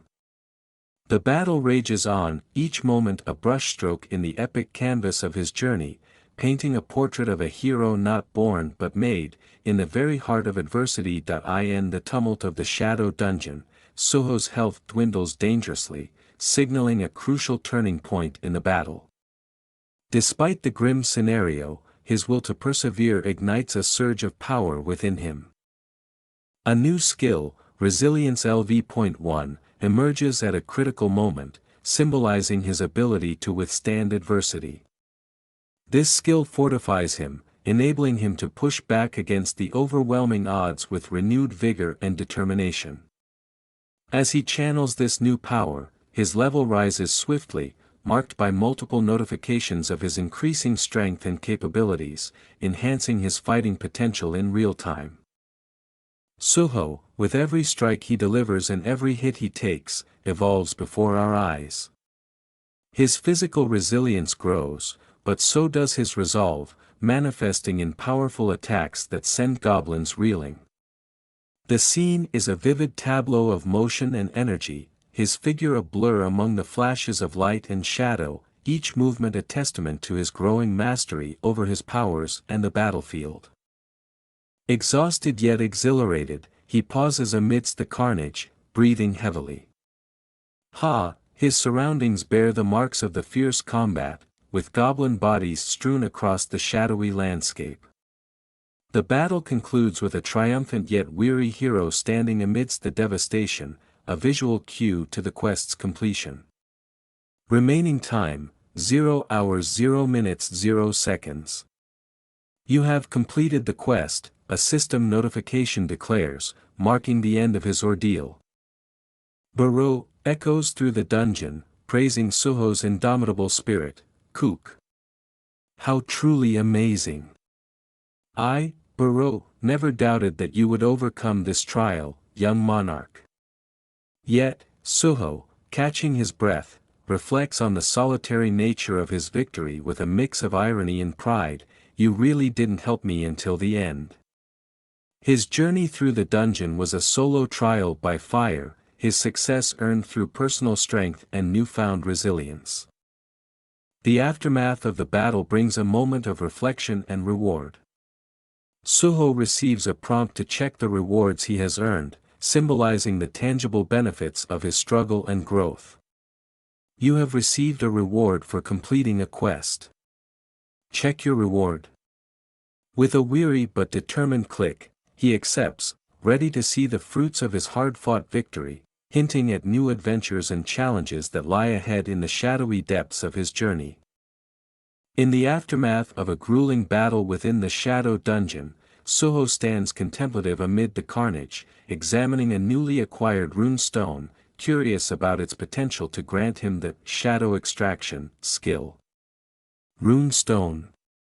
If I use it, can I learn this shadow extraction skill? He muses, intrigued by the possibilities this new power holds.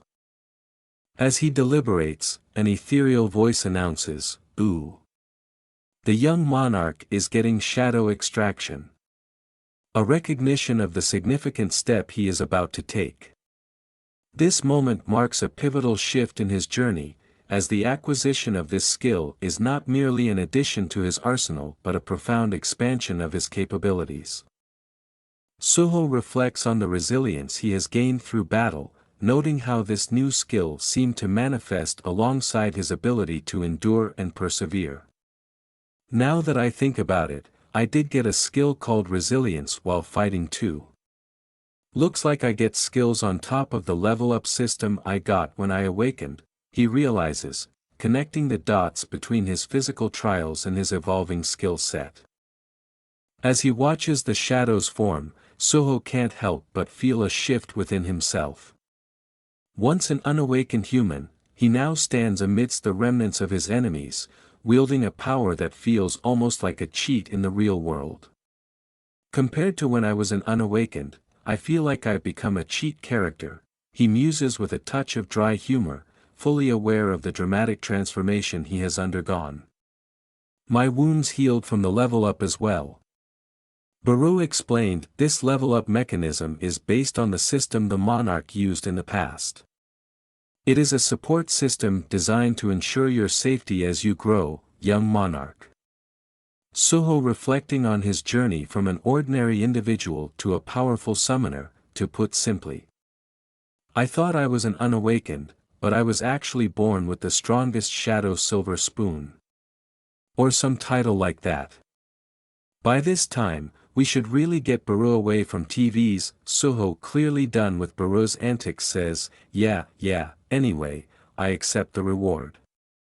His acceptance of the shadow extraction skill not only marks a pivotal moment in his personal growth but also sets the stage for new adventures where he will navigate the complexities of his powers against the backdrop of the expectations and fears of the hunter industry.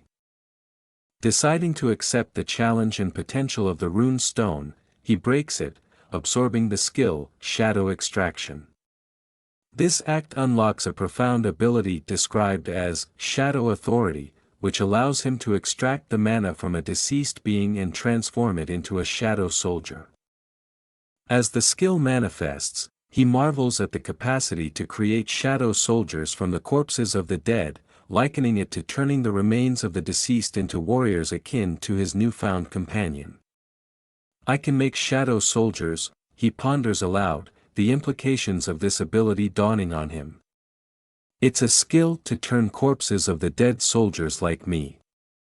Shadow extraction truly is the essence of the authority that created the current Shadow Monarch, Lord Sung Jin-woo. This skill not only offers him tactical advantages in combat but also connects him to the legacy of the Shadow Monarchs, suggesting that his path might be similarly legendary. In the aftermath of a fierce battle, Suho explores the newly acquired skill, shadow extraction, with a mix of curiosity and intrigue. He muses over the potential of this power, likening it to a type of necromancy. Is it like a type of necromancy? He wonders aloud, contemplating the implications of controlling the dead. Yet, as he ponders the practicalities of commanding shadow soldiers, he realizes a catch: but if I want to command soldiers, I'll need to hunt them first. So doesn't that just mean I can control those weaker than me? Despite the strategic advantage it presents, Suho is aware of the stigma associated with summon-type skills in the hunter industry, reflecting, I heard that summon-type skills aren't looked at favorably in the hunter industry. This acknowledgement shows his understanding of the broader societal perceptions and the potential isolation his new power might bring. As he contemplates the power at his fingertips, a system prompt interrupts his thoughts, asking him to specify a command for activating the shadow extraction skill. Initially annoyed by the need for such formalities, I need to come up with a separate command for the skill. So tedious. He nevertheless sees the necessity for a direct and unambiguous command to wield this formidable ability efficiently. If it's a command, it should be direct. Baru, blushing while reminiscing the moment he was turned by Jin-woo, was being suggestive. Deciding on the command, he articulates it with confidence and clarity. This simple yet powerful command signifies his acceptance and mastery of the shadow extraction ability. The moment he speaks, the skill activates, pulling shadows from the fallen, swirling around him in a visually stunning display of power that visually captures the essence of his command. Arise. And subscribe to ManhwaCapped and comment down if you like it so I can work on part 6. See you in my next video.